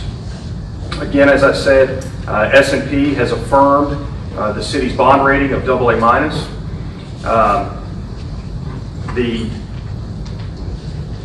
And we can get to some other data here on the pages that follow. One thing I would like to also point out is these bonds carry a call feature. Traditional municipal bonds carry a 10-year call feature. That means that the bond cannot be repaid for a period of 10 years. Most investors demand that sort of protection for their investment. We were able to negotiate a call period on these bonds of 8 years. And what that means is that should funds be available, not 8 years, 9 years, I apologize. Spoke incorrectly there. 9 years. Should funds be available at that time, the city could pay off these bonds in their entirety at that point. Or the interest rate, if the interest rate environment at that time was low enough, there's also the ability to reduce the interest rate on the bonds at that time, which ends up reducing the annual debt service payments. Okay? Just to kind of go over the financing team involved, ourselves as financial advisor, bond counsel, Tom's firm here, McCall, Parkhurst, and Horton, the underwriter from Frost Bank. The underwriter's counsel is a firm named Winstead, and the paying agent is a firm called U.S. Bank. U.S. Bank is a paying agent on other obligations of the city of Kenedy as well. If you'll look on page number 4, we set out the annual principal and interest payments on these bonds. And as I discussed earlier, the interest rates on these certificates of obligation are fixed for the life of the issue. They are not subject to change. They're not subject to change if the city's bond rating goes down. They're not subject to change if the oil revenues drop. This, as presented, is the payment schedule on these certificates of obligation. Average annual debt service of approximately $487,000 over the life of the project. Now you will notice, if you look under the principal column, it states principal amount of $6,720,000. The investors on the bond, the reason for the difference between the $7.5 million and the $6.7 million in stated par value of the issue is due to a premium paid for these bonds by the investors. It's very common in today's interest rate environment for there to be a premium paid for by the investors. And through that premium, we're able to fully fund the project deposit, get the full $7.5 million into the project fund, but then reduce down the actual stated dollar value of bonds that are actually being issued. So the actual issuance size here is $6.72 million in par value. Okay. Page number 5 shows us the sources and uses of funds. If you'll follow that. Principal amount of $6.72 million, and then the premium of $918,661 make up the full sources, and then the uses of funds, $7.5 million going into the project fund, with the remainder of those proceeds being made up of underwriter's discount, the fees paid to Frost Bank, the remainder of those funds, cost of issuance and excess proceeds, being the cost of issuance. Those are the fees for our firm, Mr. Spurgeon's firm, S&P, Texas Attorney General's office, bond document printers, so forth and so on. Those are the sources and uses. Then, if you will turn with me to page number 6. What page number 6 does is it spells out the current outstanding debt service payments of the city of Kenedy, along with the broken out debt service payments from these 2019 certificates. And then the second to last column, debt service paid from other sources. That's the debt service on other obligations of the city that you have outstanding that were also issued as certificates of obligation, but they're paid for from water and sewer revenues, and then these certificates of obligation to be paid for from EDC revenues. Then the final column, that's the net outstanding debt service of the city that is actually subject to INS tax based upon the revenues available from other sources to pay outstanding debt service. So you see approximately $156,000 is what you're currently paying from an INS tax. And you'll also notice there that those particular obligations that are being paid from an INS tax actually go away in approximately 6 years. All in all, in terms of the terms of the transaction, we are very pleased with the result of the interest rate and the payments. I know that when we were here at the beginning of July, we talked about anticipation at that time of annual debt service of about $515,000 or so per year, or $487,000, so below $500,000 a year in annual payment.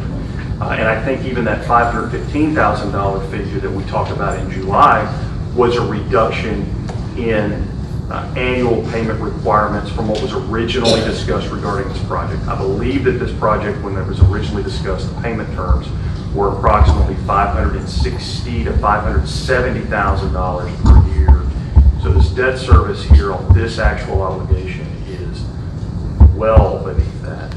And so the timing for you guys in terms of the interest rates and the payment, annual payment obligations, we are pleased with this result. Thank you. Any other discussion?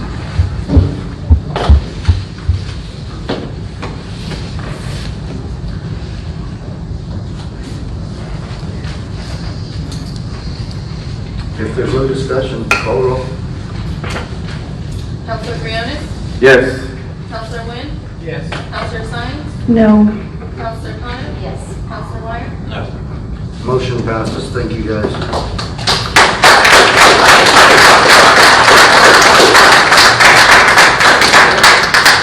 Mayor, can I just ask you to sign one document, and I'll leave the rest of it's a document I'll have to give to the underwriters tomorrow. If I can just do that, you keep going on to me, and I'll be going.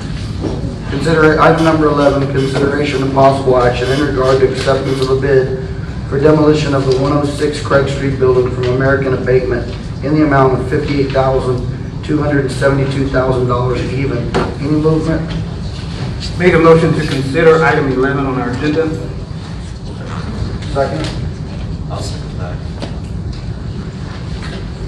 They were the lowest bidder. The bids ranged from like, there were some majorly high bids in there. I don't even know where those came from, but they were super high. 58, 272 was low bid. Are they going to be disposing of this material as well? Yes, it's a turnkey job. Okay.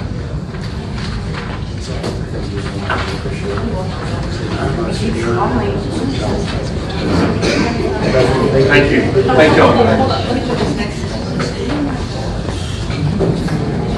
The other one is number 12.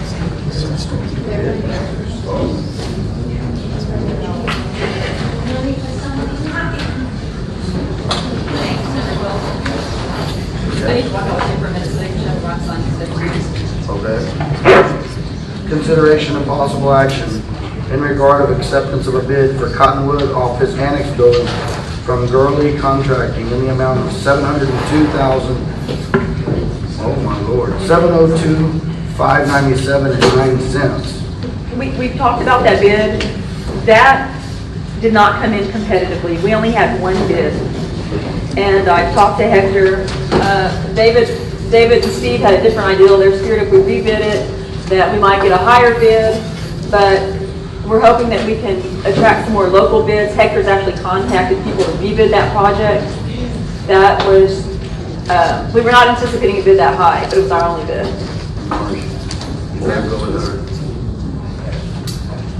I did see that they said that there were some calculation errors. What were the calculation errors? I don't know what the calculation errors would have been, Justin. I only looked at the bids themselves. I looked at the final bids. That's just awful high for the building we're building. This is the annex building for the water plant. Yes, for the RO. I mean, but that is high. yeah, Hector was. I visited with Hector, and we were thinking that we could solicit some bids at a better price. I mean, we can't guarantee we can. I mean, it might come in higher, but that's awful high for that specific building. So you guys are going to try to go out for more bids? Yes, that was the idea. Justin, do you want your microphone back? I still have it. We're working. My question is, okay, so we went out for a bid, we got this enormously high number. Can we just solicit to the local contractors? That's what Hector's doing. Hector's looking for some, We only got one bid that came out of Corpus, Yeah. Corley Incorporated or something like that. To me, it's extremely high. If you want to accept it, you can. I wouldn't recommend accepting it. I wouldn't pay for it myself. I need to talk to these bond guys for a second. I would like to add, it could, we only had one bidder. It could come back, the same bidder with the higher number. It could come back with the same bidder, a lower number. It could come back with 10 bidders, and they're all higher than this. But you guys just have to make the decision. What do you want to do on it? I think it's high myself. It's extremely high in my opinion. But I'm not a professional, so you guys have to make this decision. What kind of building are we talking about? Yeah, like a metal building? Okay. It is. We don't have the plans here, do we? I'll make a motion to table item number 12 until we get further bids. Or do we need to do staff Can I stop direction? you? Instead of tabling it, that means you have to bring it up again. It's just rejected. You can reject or take no action. Don't Do accept we, it. do we need to give staff direction?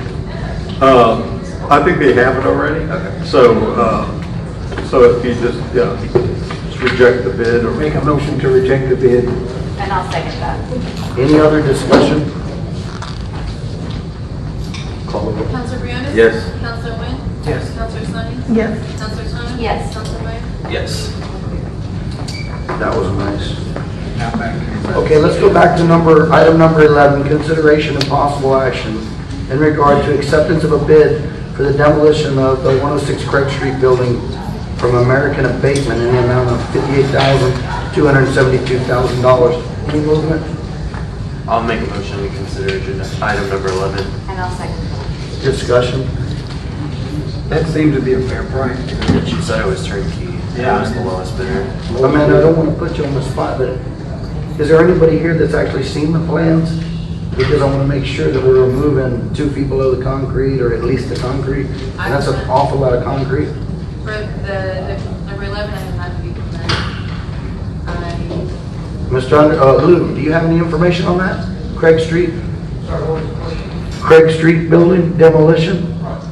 Are they removing 2 feet below the concrete, or are they removing the concrete? They're removing the concrete foundation. If they find they're going to reload the site, they're not going to bring in the extra fill. They're just going to let it. Wow, okay, great. That's what the fire was.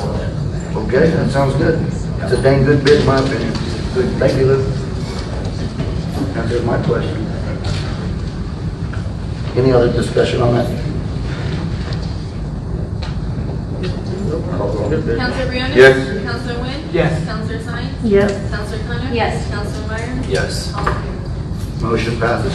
Item number 13, consideration and possible action in regard to acceptance of a cost proposal for underground utilities at the Larry Keesling Youth Sports Complex from RL Roadie General Contracting Incorporated in the amount of $666,189 even.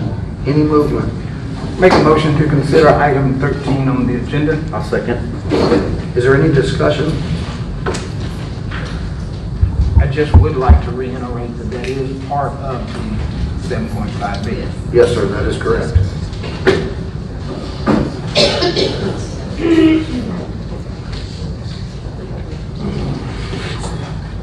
Any other discussion? If there's no other discussion, please call the roll. Counselor Briones? Yes. Counselor Wynn? Yes. Counselor Sines? No. Counselor Thomas? Yes. Counselor Meyer? No. Motion passes. Item number 14, consideration of possible action in regard to acceptance of a cost proposal for ball field sports lighting and parking lot lighting at the Larry Keesling Youth Sports Complex from Musco Sports Lighting LLC in the amount of $635,000 even. Any movement? I'll make a motion to discuss item number 14. And I'll second that. Discussion? Okay, item number 14. Isn't item number 13 is item 14 with the one that on it? No. So this one does not have funding? Oh, no, I'm sorry. This is included in that $7.5 million.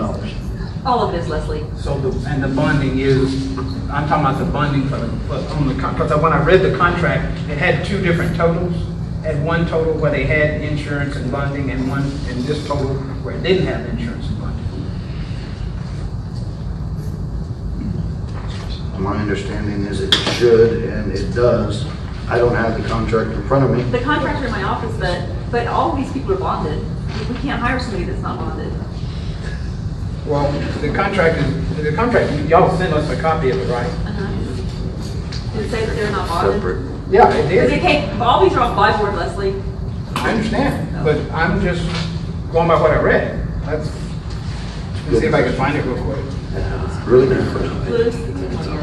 Please just clarify that, it's our understanding, Musco is full bond. Yes, that's, has to be.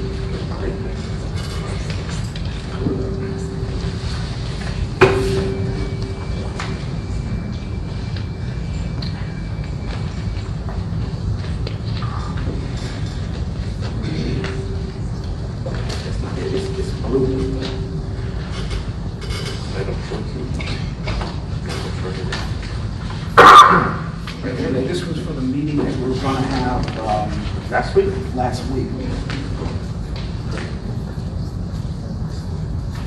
On the treasury account.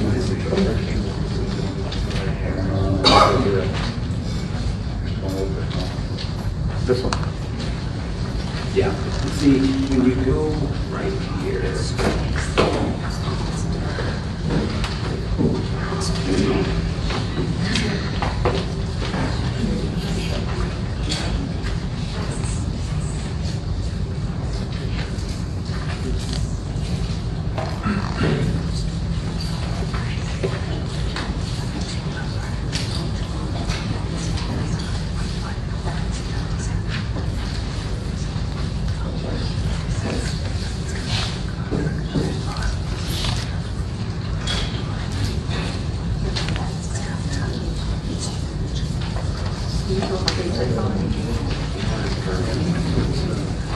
Hey, Leslie, look on page 00101-1.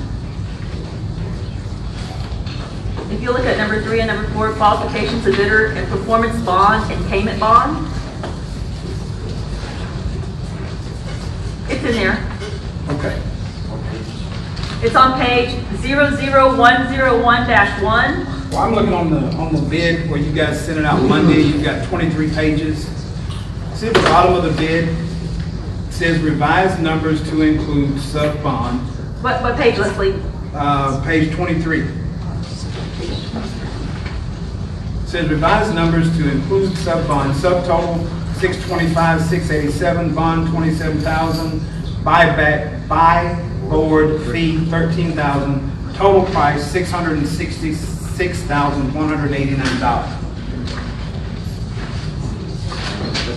That's for the underground utilities, it's not for Musco. Okay. All right, I'm good. I just want to make sure. Did you get the answer you wanted? Yes. Okay. Yes. Why are we going, what was wrong with the other lights? I was under the impression that they could be changed into LEDs. It's actually more expensive. More expensive? You're gonna destroy your bases when you take them down, so you gotta purchase new bases. And when these lights are made, they're made specifically for a specific build. It's not like, the old days where you can tilt them this way and turn them that way. That doesn't work anymore. They program them and tune them and set them up. Am I wrong on that, or? Right, yeah, you'll spend more money trying to fix what you got than you'll find new. Barbara, are we still paying on those lights that we're taking down? Not that I'm aware of. They were all paid off, all those lights.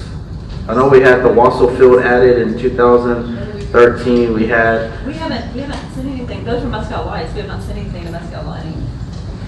no. Not since I've been here. I believe I did it in 2017, and was that the repairs, or was that still a payment? Might have been a payment. I think that was It's been quite some time. I thought we were just gonna talk about selling those other ones, right?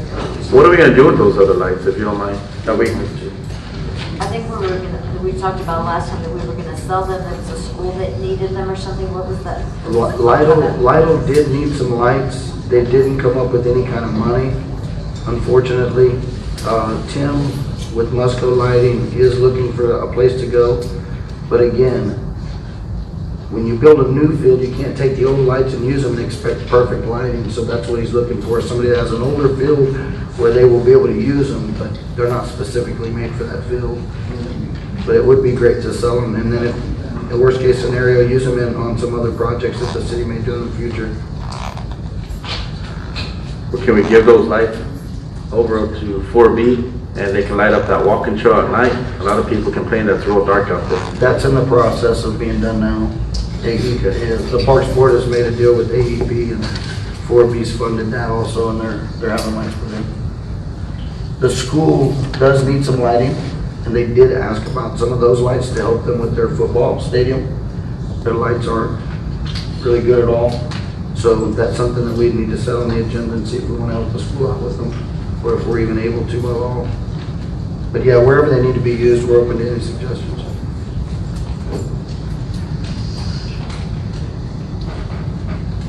Any other discussion? No other discussion? And that's the cheapest that we can come out of Musco lighting. There's no. Yeah, they were $475,000. I called them on, I believe it was Thursday, Lou. Do you have any idea when I beat up on that guy a little bit? It was a week ago Thursday. They were $675. Yeah, $675. Yeah. And I said, look, we can't do it. He says, what's the problem? I said, we cannot pay a penny more than $635,000. He said, okay. So there we are. And this is for how many lights? I mean, how many lights do we? I don't know how many lights it'll tell you in there, but it's for 4 fields. How many lights, where they go, and then it gives you the diagram, and everything shows. And that stuff is looking great. It's for 4 fields, right? I don't recall exactly how many, but it is field lighting and also parking lot. Yeah, I think it's 16 of one, 13 of the other. It's a lot of light.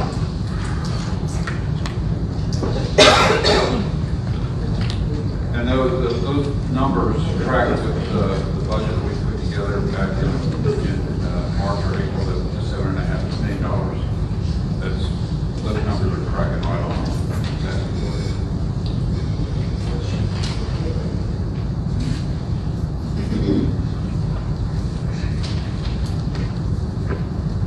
You did great, Brent.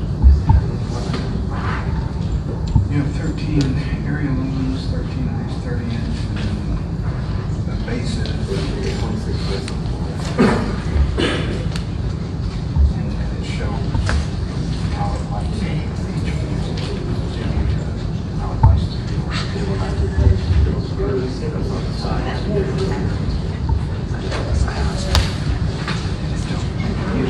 I seen that, yeah, but something for the night it didn't.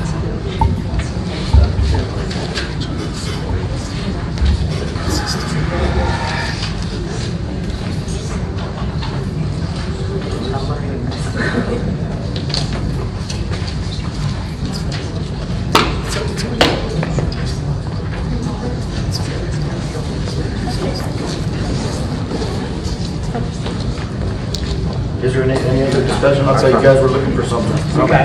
Okay. Any other discussion? Call the roll, please. Counselor Briones? Yes. Counselor Wynn? Yes. Counselor Sines? No. Counselor Kano? Yes. Counselor Myers? No. Motion passes. Item number 15, presentation of scholarship awards by Travis Linos. Did we talk to Travis today, Amanda? Yes, he was not able to be here due to the death of his family. Do you want me to just give all the details, or do you want to give the details? Or? What do y'all want to do? I want to hear the details. Yeah, I'd love to hear the details. We'll make a motion. No, so Travis was the one that coordinated everything with the alcoholics on the day of the Maya Festival. He has a foundation that gives scholarships to high school kids in whatever community he does his the beer sales in. For Kenedy, he is giving $2,000, and then LNF Distributors, which was the distributor that sold the beer to him, is giving $1,000. So we have a total of $3,000 in scholarships for Kenedy graduates that just graduated in 2019. And the city is wanting to do 6 scholarships at $500. We will have an application here at City Hall that the children can come and pick up, the ones that recently graduated, and we will go from there. You're gonna post it in the paper so the kids know that they can come. Helen at this budget, that's what we're going to do. Any discussion on that? Sounds like a good thing. That's right. I was thinking we could set the deadline for a month, and after that month, review the applications. And Are you gonna let us review that with you? Sounds good. Is it, the only question I have, is this gonna be seniors for the previous year, or? yes, the ones that just graduated. Okay. Anything else? Nope, okay, moving on. Hey, item number 16. Was that from the hearings last night? No, Nope? no, sir. Okay. Item number 16, consideration of possible action on public comment, testimony, and evidence presented from any lien holder, mortgagee, property owner, tap Vantron, and city officials regarding the structures located on the property in the Garza Addition, Block 1, Lot 6, also known as 120 Comanche Street, to determine if the structures are in violation of Ordinance 17-3 and should be considered a dangerous buildings, and possible action and/or abatement of a violation not excluding demolition. Any movement? Make a motion to consider item 16 on our agenda. Second? I'll second. Discussion. Cantu? We're trying to, that building is dangerous, it's falling down. You got pictures in your package about it. It's been going on since 2013. Nothing's been done. With the council's blessing, we'd like to take bid to Miles. No one's living in this, right? No. No, we've got over, well, since 2013, we've got about 10 registered letters to the individual that owns it. We notified him by putting it in the paper two consecutive weeks. We posted a sign on the property, and we wrote him another registered letter that was not, he did not sign for it in return. This person lives out of state? Yes, Houston. That's in Houston. Just in Houston? Yeah. Okay. Y'all hadn't heard from them at all at any time? That's all right. Y'all hadn't heard from them at all? No. No? Since 2013. Have we got an opinion from legal counsel on this? Well, I'm going by the ordinance. Okay. I did forward it to Dan, Yeah, if you have 10 return letters, I think that's a good faith attempt to contact the owner. Okay, as long as he'll put that in writing for you, that it's okay to do all that, I don't see why these guys wouldn't get rid of it. Yeah, we do it. The way we got to do it, we got to start taking bids, and then we notify it, and then the council votes on the next meeting. So Sounds good to me. what about the property itself? So the Well, physical The city land? will put a lien on the property for what it costs to destroy the house. Gotcha.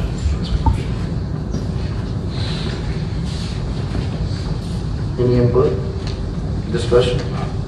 Yeah, I just looked at all this stuff. As long as they've done everything they can to get in touch with this guy. And we're still unclear on the legalities on foreclosing on these properties, selling them as is, and retaining minerals. Well, that's still waiting on AG opinion. Okay. Yeah. Okay, we'll just disregard that. Any other discussion?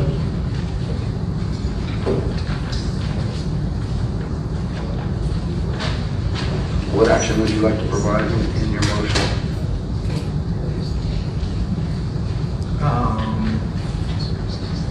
That he proceed with the next step for what needs to be done. Do we, Because he's still got to go. he's got to get estimates. So I guess the question is, do we staff direction to get those estimates and then bring the estimates back to council for council to approve? Right now, you're supposed to determine if. I think we need to determine if the structure, we have to say whether the structure is in violation based on the information that he has here. That's correct. It's dangerous structure. It's a dangerous structure, and it meets the ordinance that we have in place.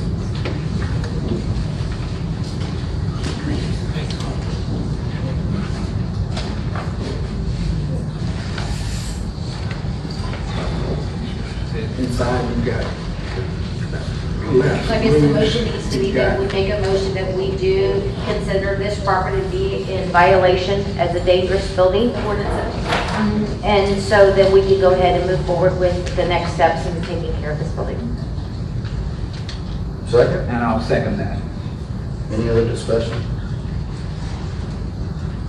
Call the roll. Counselor Bionis? Yes. Counselor Wynn? Yes. Counselor Sines? Yes. Counselor Conjo? Yes. Counselor Meyer? Yes. Motion passes. Item 17, consideration of possible action on public comment, testimony, and evidence presented by any lien holder, mortgagee, property owner, Ernest and Helen Pena, and city officials regarding the structure located on the property in the Nichols 2 Kennedy Edition, Block 13, Lot 3, also known as 509 South 7th Street, to determine if the structures are in violation of Ordinance 17-3 and should be considered dangerous buildings, and possible action and/or abatement of violations, not excluding demolition. Any movement? I make a motion we discuss item number 17. I'll second. Discussion. Hey, I don't see pictures of the inside of this one. All I see is just the outside. Couldn't get inside. What's that? We could not get inside.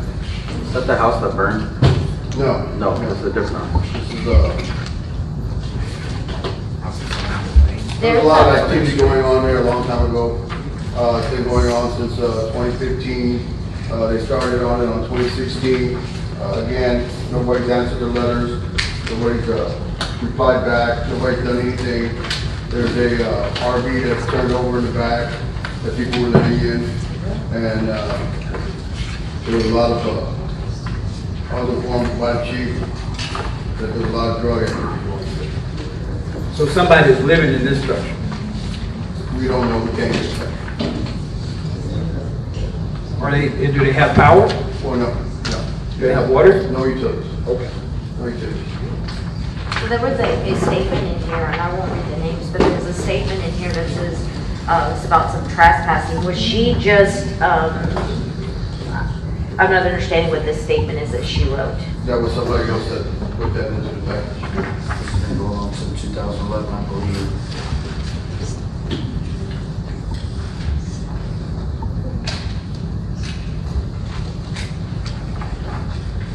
Probably a police report.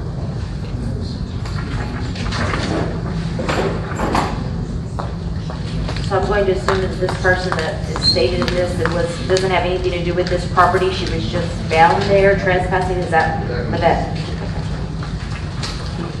Again, we notified, we put it in the paper 2 weeks in a row. We put a sign, we got a registered letter out, we didn't get put a sign for it, and there's no way to contact them. Or they haven't responded. So,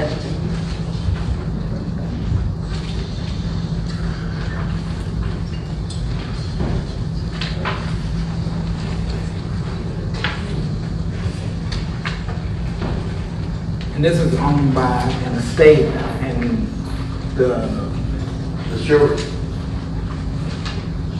Got some, I think they have three siblings, I think. and they live here? I don't know around or where they're at.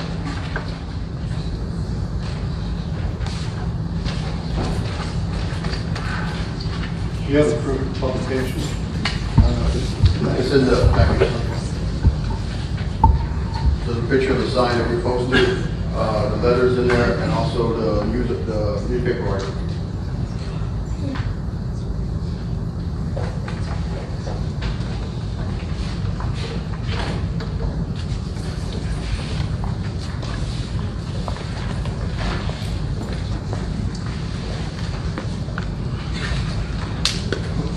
And your proposal for this one was?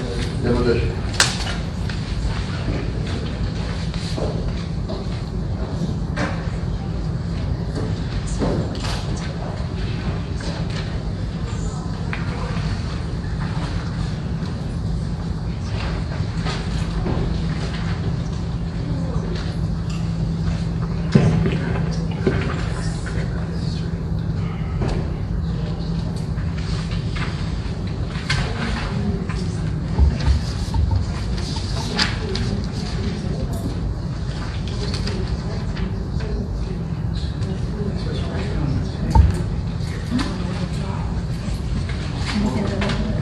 Is there anything else?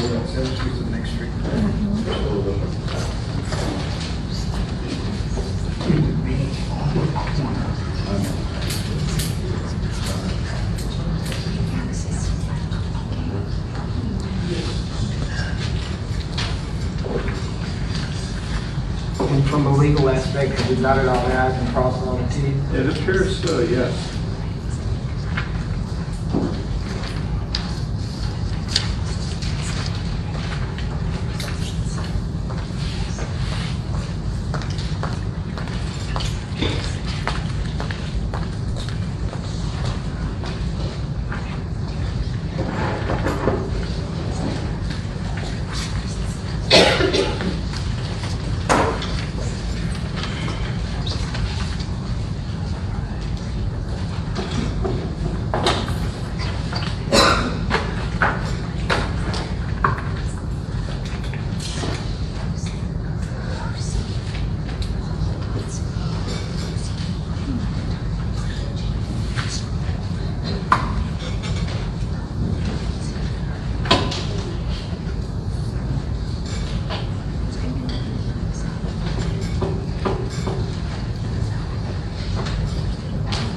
You okay down there, Leslie?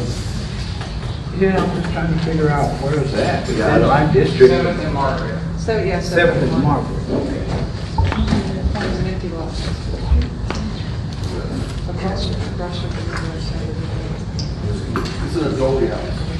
It's a white adult house. Okay. It's special. Yeah, stuff.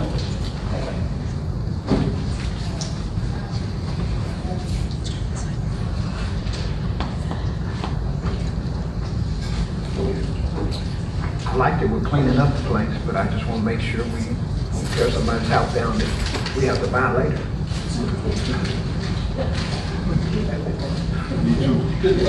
Yeah. It ain't worth much right now. They get rid of it. If that situation happens, it's gonna be an expensive house. Well, we can vote on it, if you want to vote on it, say yes, and then I can put it in the paper 2 more times. Either for the next council meeting. Go to the extra step, where's that? Can you check with the title company and see if they can get you names of the We have the heirs? names, we have the names of the siblings. And you're sending letters to the heirs also? Yeah, we're saying the only address that we have, that's on the title. But that's the house address. No, no, no. It was, Okay, so that's what This person is the only owner of this property. Okay. So all contact has been tried to make with this person. Okay, all right. All right. That's all I got. Call the roll, please. Counselor Briones? Yes. Counselor Wynn? Yes. Counselor Stein? Yes. Counselor Quinn? Yes. Counselor Meyer? Yes. Thank you. Motion passes. Thank you, guys. Item number 18, discussion and consideration, consider resolution 1919, a resolution of the City Council of the City of Kennedy adopting city consultant's recommended finding that AEP Texas Incorporated's requested increase to its electrical transmission and distribution rates and charges within the city should be denied. That the city's reasonable rate case reasonable rate case expenses shall be reimbursed by AEP Texas Incorporated to require reimbursement of city's rate case expenses, and that the meeting at which the resolution is passed is open to the public as required by law, requiring notice of this resolution. Make a motion to consider action on item 18 on our agenda. I'll second that. Discussion? That's from Thomas Potato. Do you remember the first ADP thing? Yeah. Vera Strauss was here, and we did that, Lloyd Gosling. That's just a continuation of that. And we're And this is AEP lady that was here recommended that we deny it. yes. And then the council for the Lloyd Gosling and Associates, he does that, Thomas Potato does. They do all the utilities, municipal utilities, that we don't do ourselves.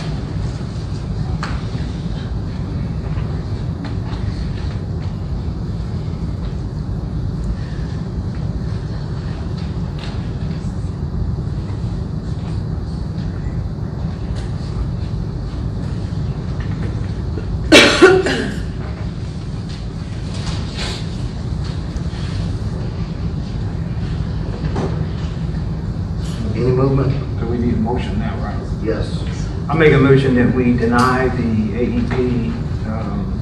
AEP of Texas request to increase for electrical transmission and distribution rate change within the city. I make a motion that we deny that. And adopt the resolution. And adopt the resolution. And I'll second that. Any other discussion? No? Call the roll. Counselor Bionis? Yes. Counselor Wynn? Yes. Counselor Sines? Yes. Counselor Condon? Yes. Counselor Meyer? Yes. All ayes. Motion passes. Item number 19, consideration and possible action in regard to amending ordinance 19-2, an ordinance establishing reimbursement of out-of-town expenses for council members. Movement. I'll make a motion, we discuss item number 19. And I'll second that. Discussion. Amanda, how much money is set aside again? I know we can just got the new budget, but how much is set aside total for travel and expenses, things like that? For city council and training, this fiscal year was 1,800, and for the next fiscal year, it'll be 2,000. Would it be something that maybe we can consider and just divide that equally among us? And that way, if you use your amount for the year, then you're done, you have nothing left. And if you go anything over, then you, you take over that expense. Would that be something that we could do, divide it equally? And that way, if you're going to a meeting and you want to go to that with something you feel passionate about going, you go, you spend your money. If you're out of money, then you're done for the year. Is that something that's You reasonable? can add anything you want to that ordinance, it's your ordinance. Would that be something you guys would consider dividing that equally among us? I brought that up last year. I mean, I think it's more transparency because it shows that. I agree with the transparency, but I don't want to, because I may not want to go to any training this year. That money for me, I would like for somebody else to use it. I Well, don't and want it to let's go put away. that in there. If you Yeah, decide that yeah. that year, or even me, that, that I can't go anywhere this year, that I'm okay with somebody else using my money if they need to. I'm okay with that. Yeah, I'm okay with that. That's the only thing. I don't want it to go to waste. If somebody wanted to use it and I'm not going to do something, or somebody's not going to do something, then they have the option to just let whoever mandates, whoever's keeping up with that, I'm not going to do anything this year. I don't see anything I want to go to, and that money is available for somebody else to use. That way, the training, the city council still continues. Knowledge is power. The more you know, the better you can serve your constituents.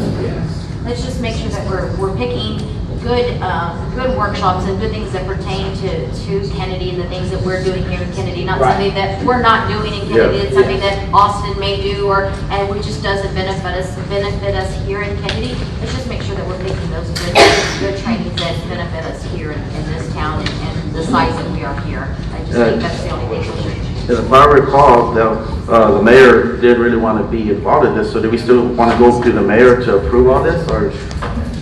You can take me out, man. I said that from day one. If the mayor's okay with it going through him, then we can take that clause out. But I just think, again, that you be reasonable on the trainings that you go to. Exactly. Go to ones that benefit you for this size of town. That's all I ask. Do you have a motion? Does anybody have a motion? So right now we're at $2,000, but we're 6 members. What do y'all think is an appropriate amount? So should we, I mean, I can't, the numbers, the training was, what was the cost for the TMO training? That's very informative, it gives a lot of information. You remember that one, Mark? It's free. Last year, I don't remember that number.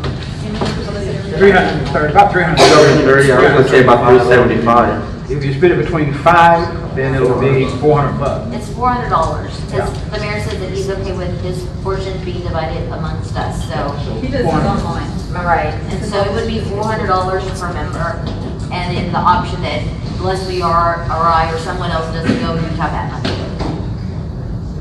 I'm good with that. Say the motion, whatever y'all want in it. Let's do it. All right, so I make a motion that we amend ordinance 19-2 to reflect that the $2,000 that is set aside to be divided equally amongst the council members and not the mayor. And And the mayor, does not have a decision to make on which training you go to, but that we do consider to go to good trainings the size of our city. Sounds good to me. That's your motion. That's a motion. I'll second that. Any other discussion on this? Call the roll, please. Do you want to, Good. there's also in here, advances member be 3750 meal for a day arrival when San Antonio's federal rate is meal rate $61. It varies from city to city. Do you want to amend with the, You're gonna have that set amount to use Yeah, now. $400. Remember, you're gonna have so it's not going to $400. specifically for, okay, you're going to go training and then meal, it's $400, $400. whatever you want to do. You use that $400 up, you're done. You're done, you have no more money left unless one of us wants to give you some. And I done gave you mine, so I ain't got nothing to give you. One thing though, should we not still budget for the mayor just in case? I mean, we're all elected officials, so should we still not put that budgetary number in the budget come May? And What are you saying, Doc? I'm saying for anybody up here, every 2 years is a possibility, but what I'm saying is Yeah, you gotta put it. Yeah. if we, for some So reason, if you we want got to change it to $333 and, Hey, let them do that when I get here. What if- We'll have a different program. well, could we, no, Take the 500 and do your thing, man. $333.33. I say we do that, is that if any council member needs more, then he's already given his permission, you can pull it out of his Oh, I see. pot. Yeah. Just leave it divided, Yeah. him in there. That's fine. That'll work. So what's my new motion? Now you're gonna have to say it, because you messed me up. It's long, go ahead. Amanda, do you already have the motion written down? So everything Brenda said, plus, but the only thing is making sure we have 6 allocations of money split up between the $2,000 instead of 5. Are we taking the approval out? Yes. Okay. Okay, the mayor's approval out. Out, gone. Don't put it back. Any other discussion? Nope. Call the roll. Second, please. I'll say it. Second by Leslie. Counselor Briones? Yes. Counselor Wynn? Yes. Counselor Sines? Yes. Counselor Cronin? Yes. Counselor Meyer? Yes. Thank you, guys. Item 20, consideration of possible action in regard to amending ordinance 18-13, an ordinance establishing rules of decorum for city council meetings and public hearings and rules for videotaping meetings. Any movement? Make a motion to consider item 20 on the agenda. I'll second. Seconded by Brandon. Okay, so before we get into this, because I know it could take long, let's not make it long, let's just make it short. So I think the problem was that some people were considering that being in the back of the room, they weren't able to videotape and there was all of this thing. So I think maybe what we can do to kind of be fair to everybody, if you can videotape sitting at your seat, as long as it's just your phone sitting in front of you, you're not obstructing or getting in the way of the person next to you or behind you. If you absolutely have to videotape with a tripod or something that's going to be standing there, that you please be in the back of the room so you don't obstruct anybody's view behind you or side of you. So if you're going to just use your phone, sit wherever you want, I don't care. Is that your motion? That is my motion. If you're gonna have a tripod, please just be in the back of the room so you're not in the way with your tripod, somebody doesn't trip, fall, whatever. But if you're gonna use just your phone, you can sit wherever you want. It does not matter to me. Second? Before we get into that, and I don't want a long discussion either, I thought of maybe another possibility. Could we, because I do it for the county, could we not go back to creating a city Facebook page and just having the city stream it? I mean, it literally takes me a couple minutes to set up a tripod, type in Commissioner's Court, put in the date, turn on the live, set it on the tripod, and I don't do anything And else. so nobody else would videotape? Well, then we can follow those same rules. So they can be in you would have the back of the room or just sitting from their seat. But that way we know that we're trying as a city to be as completely transparent as possible.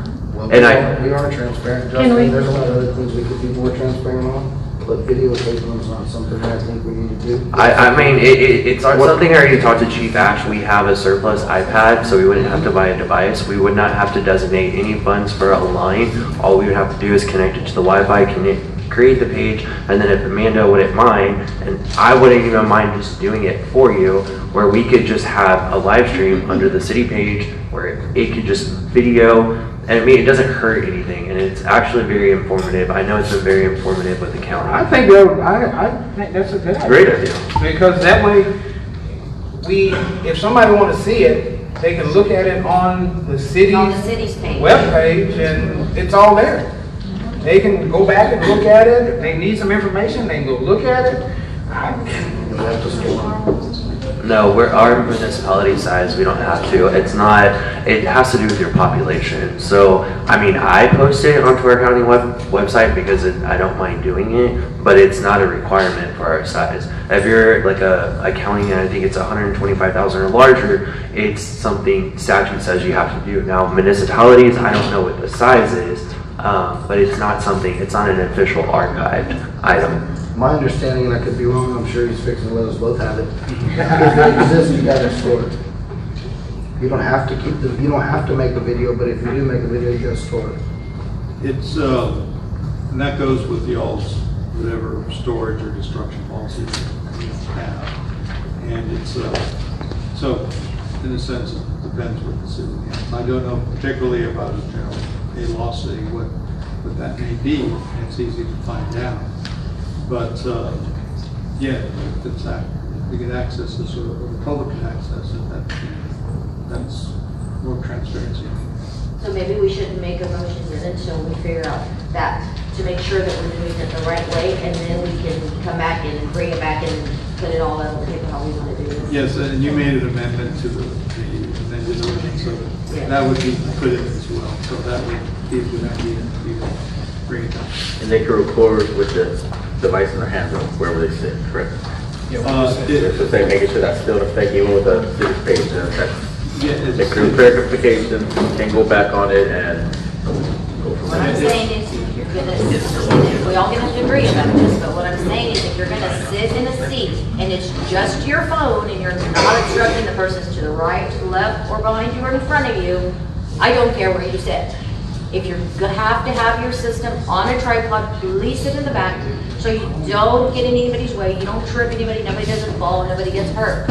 All I'm asking, Can we I don't care that you videotape. Can we designate a different place for them to use a tripod? Because they can't hear in the back and they can't really see the people. that Well, are if we're speaking. going to live stream it, they'll hear everything, because it's gonna be up close. Yeah, but So- there's nowhere else we could put them where they wouldn't obstruct somebody else's view. I Because mean, if they're we're the gonna chair, continue they're to gonna be. use, sorry, Leslie, if we're gonna continue to use this room, if we're gonna have this many people all the time, then yeah, we can designate that corner over there, that wall over there, that would be fine with me. But if we're gonna be in that small room, I'm sorry, there's no room. You all know that, because you all wanted to come in here because you're tripping over each other because it was crowded.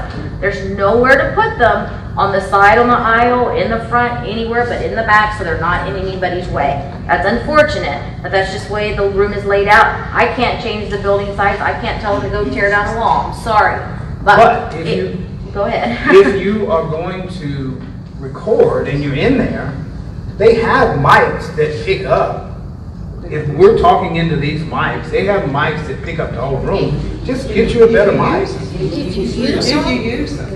Guys, if we go back, I want to make this very clear. If we go back to why this was created, it wasn't about me. I don't care. I'm not scared of any of those cameras. But there were people up here that were worried about cameras being close and this, that, and the other. I have to enforce whatever ordinances you guys put in front of me. I don't have a choice. I don't get to say, yeah, sure, put your camera there. I don't care where they put their camera.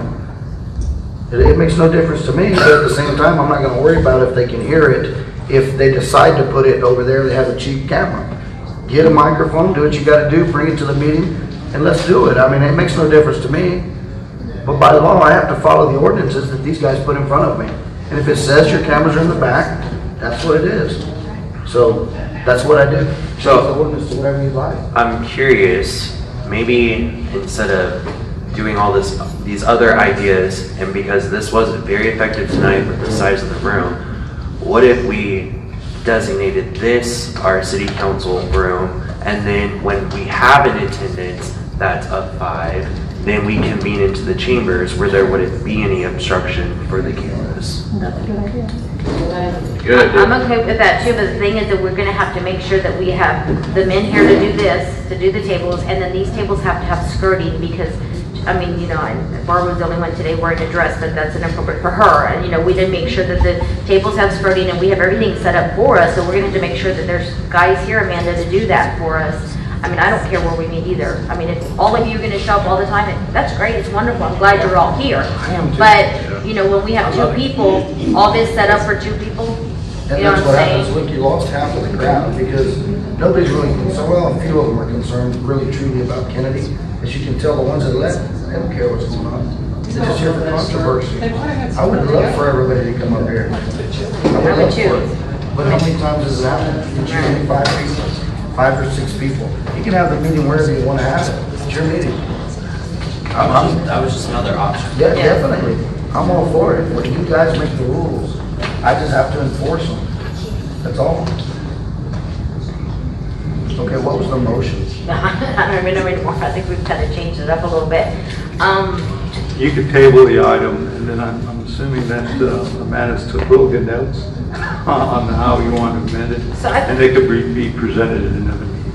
Yeah, I think that's a good idea. I think once we get all the information from you and when we kind of sit down and talk about possibly streaming this and kind of thinking about what we're going to do, where we're going to meet from now on, I think we should table it and just come back and talk about it again. Maybe everybody bring in some other ideas of what we might be able to do to benefit everybody. You know, not just us, but you guys too out there. Make a motion. So I make a motion, we table this agenda item. Second? I'll second. Call roll. Counselor Briones? No. Counselor Wynn? Yes. Counselor Sines? Yes. Counselor Kona? Yes. Counselor Meyer? Yes. Motion passed. Motion table, item 21, executive session. Pursuant to section 551.071 of the Texas Government Code, the City of Kennedy will consult in closed session with the attorney to receive legal advice regarding pending or contemplated litigation, a settlement offer, or a matter in which the duty of the attorney to the governmental body under the Texas disciplinary rules of professional conduct of the State Bar of Texas clearly conflicts with Open Meetings Act, to include the following matters. A, delinquent payment of hot funds by the 505 Bed and Breakfast Lodge. Motion? Make a motion that we go into executive session. I'll second. Go ahead. Call roll, please. Counselor Briones? Yes. Counselor Wynn? Yes. Counselor Sines? Yes. Counselor Kona? Yes. Counselor Meyer? Yes. We just, y'all can stay sitting, we going back over to the other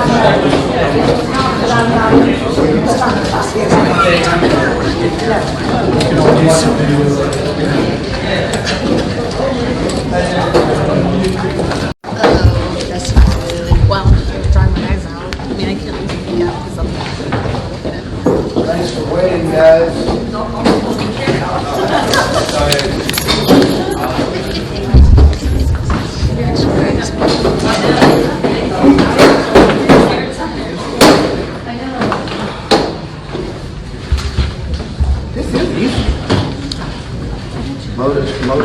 Motion to reconvene in open session. Make a motion to convene in open session. I'll second. Call the roll. Counselor Briones? Yes. Counselor Wynn? Yes. Counselor Sines? Yes. Counselor Kona? Yes. Counselor Meyer? Yes. All in favor? Thank you. Item number 22, consideration of possible action in regard to closed session item A, delinquent payment of hot funds by the 505 Bed and Breakfast Lodge. Any movement? I'll make a motion that we have the city attorney draft a letter to the owners of the 505 Bed and Breakfast Lodge. Second? I'll second. Call the roll, please. Counselor Briones? Yes. Counselor Wynn? Yes. Counselor Sines? Yes. Counselor Kona? Yes. Counselor Meyer? Yes. All in favor? Motion passes. Item number 23, consideration and possible action to accept a recommendation from the Kenedy Regional Airport Board to a 3-year maintenance agreement with DBT for the AWAS in the amount of $17,898. Any movement? Make a motion to consider item 23 on the agenda. Second? I'll second. Discussion. This is an item from the airport, the automatic weather observation system. That's our new system that we just put out there. It's going along with phase 2. And we have to have it serviced yearly. And it's cheaper if we do a 3-year term than doing a yearly term. We save about $2,500 or so. So we're recommending going with the $17,898 because it will be cheaper for the city. Any other discussion? And that's airport money. Yes, sir, that's airport money. Yeah. For those that are not clear on that, airport has their own money based on where they're at, the oil field money that they get, that money has to be used at the airport. So this is just a formality, but it's their money to use. The only place it can be used is at the airport. Any other discussion? If there's no other discussion, call the roll. Counselor Briones? Yes. Counselor Wynn? Yes. Counselor Sines? Yes. Counselor Capano? Yes. Counselor Meyer? Yes. All in favor? Motion passes. Item 24, discussion regarding available options for the provision of interim city manager and city manager search services. A, consideration of possible action to authorize the mayor to negotiate and execute a professional service agreement with Max Westbrook Consulting for the provision of interim city manager and city manager search services. Any movement? Make a motion to consider item 24 on the agenda. Second? I'll second. Discussion. This is the same folks that we use for Police chief. police chief. Yes, sir. Have we looked at any other possible companies? Because this company specifically only does chiefs of police. No, they do interim city manager services. Max Westbrook? According to everything I found online about them and what they were saying online specifically about themselves, that they are two retired police chiefs. They are, but they do. Bruce is here. Bruce. Can you come up here?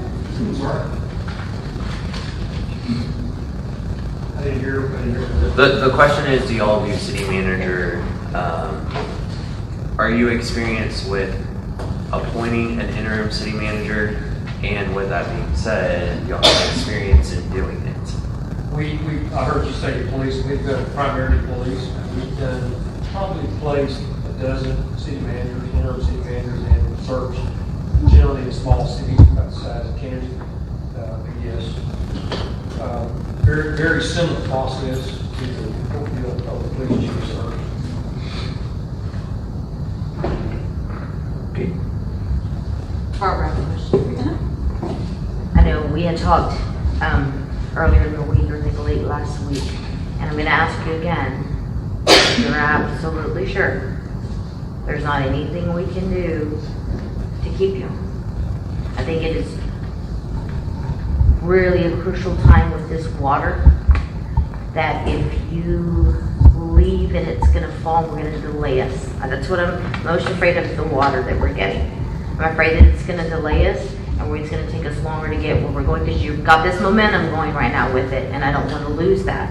And I'm afraid that we will with you leaving. And I just feel like I need to ask you if there's anything that would keep you, or anything we can do to make you feel better, or, to be here before we do this.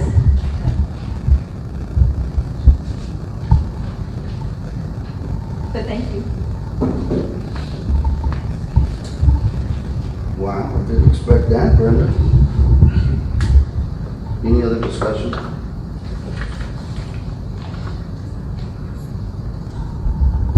Is it possible to look for other consulting firms? You guys can do anything that you want to do. The problem is, when's your last day? Friday. Yeah, what happens come Friday? When you leave, when you're out the door? You need an interim city manager. That's right. So you can do anything, but when she leaves, you have to decide who's going to do that the moment she leaves. Mm-hmm. And then we also have to look at statute. What does that say? If there is no city manager, then what? Exactly. Exactly. So, I mean, we got to be prepared. You guys can do whatever you want to do. To answer your question, whatever you got to do, that's what you do. So how long will it take you guys to find an interim? Up to 6 months. An interim? No, an interim. An interim right away. Find a city manager.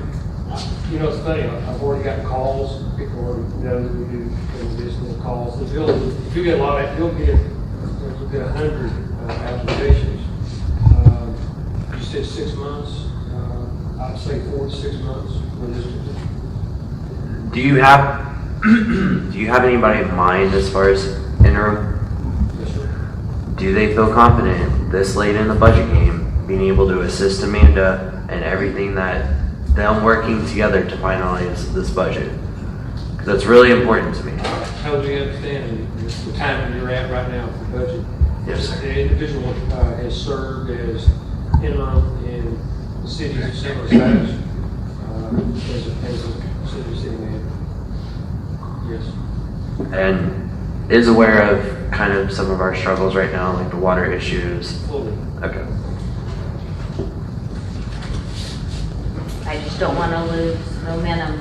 This water deal we have going right now, we're in a really good place, and I even think Barbara had mentioned that we were ahead of the game a little bit. And I want us to keep there and stay there and keep going because, you know, we're waiting for this. I know all of us are, and this is a big deal. And I just want that person to be ready to tackle it and keep going and keep her pace where she was going. That's important An too. interim manager, just like an interim chief, is going to need your collective guidance, period. Can't do it without you. I mean, they can come in and turn the knobs and make decisions, but without your support, it won't be successful. But to keep the momentum going, absolutely needed. I mean, there needs to be some deep conversations with council as to what your initiatives are, and then, you know, keep taking those along on that path for that 46-month period. It's true. When y'all start doing the final selection for city manager, we put all the trust in y'all to find the best one for the city of Kenedy. Will there be an opportunity for us to have an input on who we think might be the best city manager, and we have discussions, and not just probably one over here who y'all think is most qualified, and let us decide, since it is our city that we were dealing with and we want in that seat? Well, it would be similar to like the police chief, correct? And so we had a top two, and then the The selection process, I don't know about the correct, you said we select, you select. We're gonna bring. And do y'all do like, I know with Chief Ash there was kind of like some testing aspects of it and okay. Sure. And same thing, city manager, CFO, you know, in the city, same similar process. The one thing that Max and I have done, we've done assessment centers, I've done 35 years in various cities. One of the, you know, that process, the selection process, to get that youth candidate, whether it's the chief, the fire chief, or whatever the person is, I just said you'll have 100 applications for this job, and I promise you there's going to be 20% of those that walk in and come to Kenedy to be the city manager. They're going to have all the credentials, the resumes going to be very impressive, and they can do the job. The bigger question is, are they a fit in this community? That's why I sit here tonight. You know, because if I'm participating, I want to get a feel, and I have a pretty good feel for Kenedy from our selection process for the chief. But it's about fit for you and fit for this community to be a city manager. And to your question for about the selection, we can't do it without your input. And I think we did quite a pretty lengthy, I think it was before the chief, I remember, we, you know, talked to you, get your input, that you meet the candidates, because at the end of the day, it's the game of yours. So I hope that answers you. Thank you. Anything else? I still want you to stay.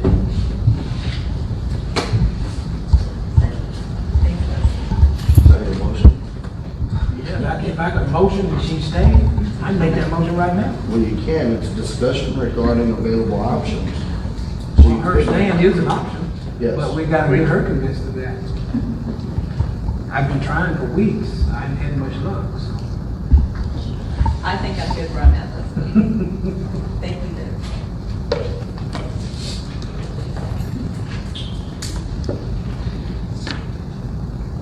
Any other discussion?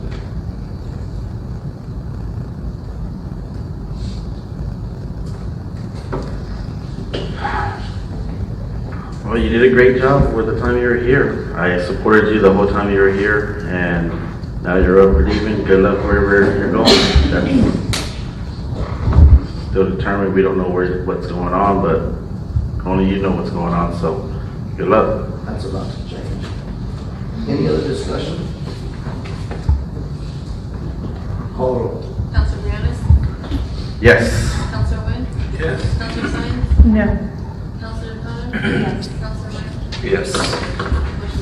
Motion passes. I think the last thing on the agenda is the employee of the month is Deborah Hahn. Yep. That is it. Anything about Deborah? Anything about Deborah?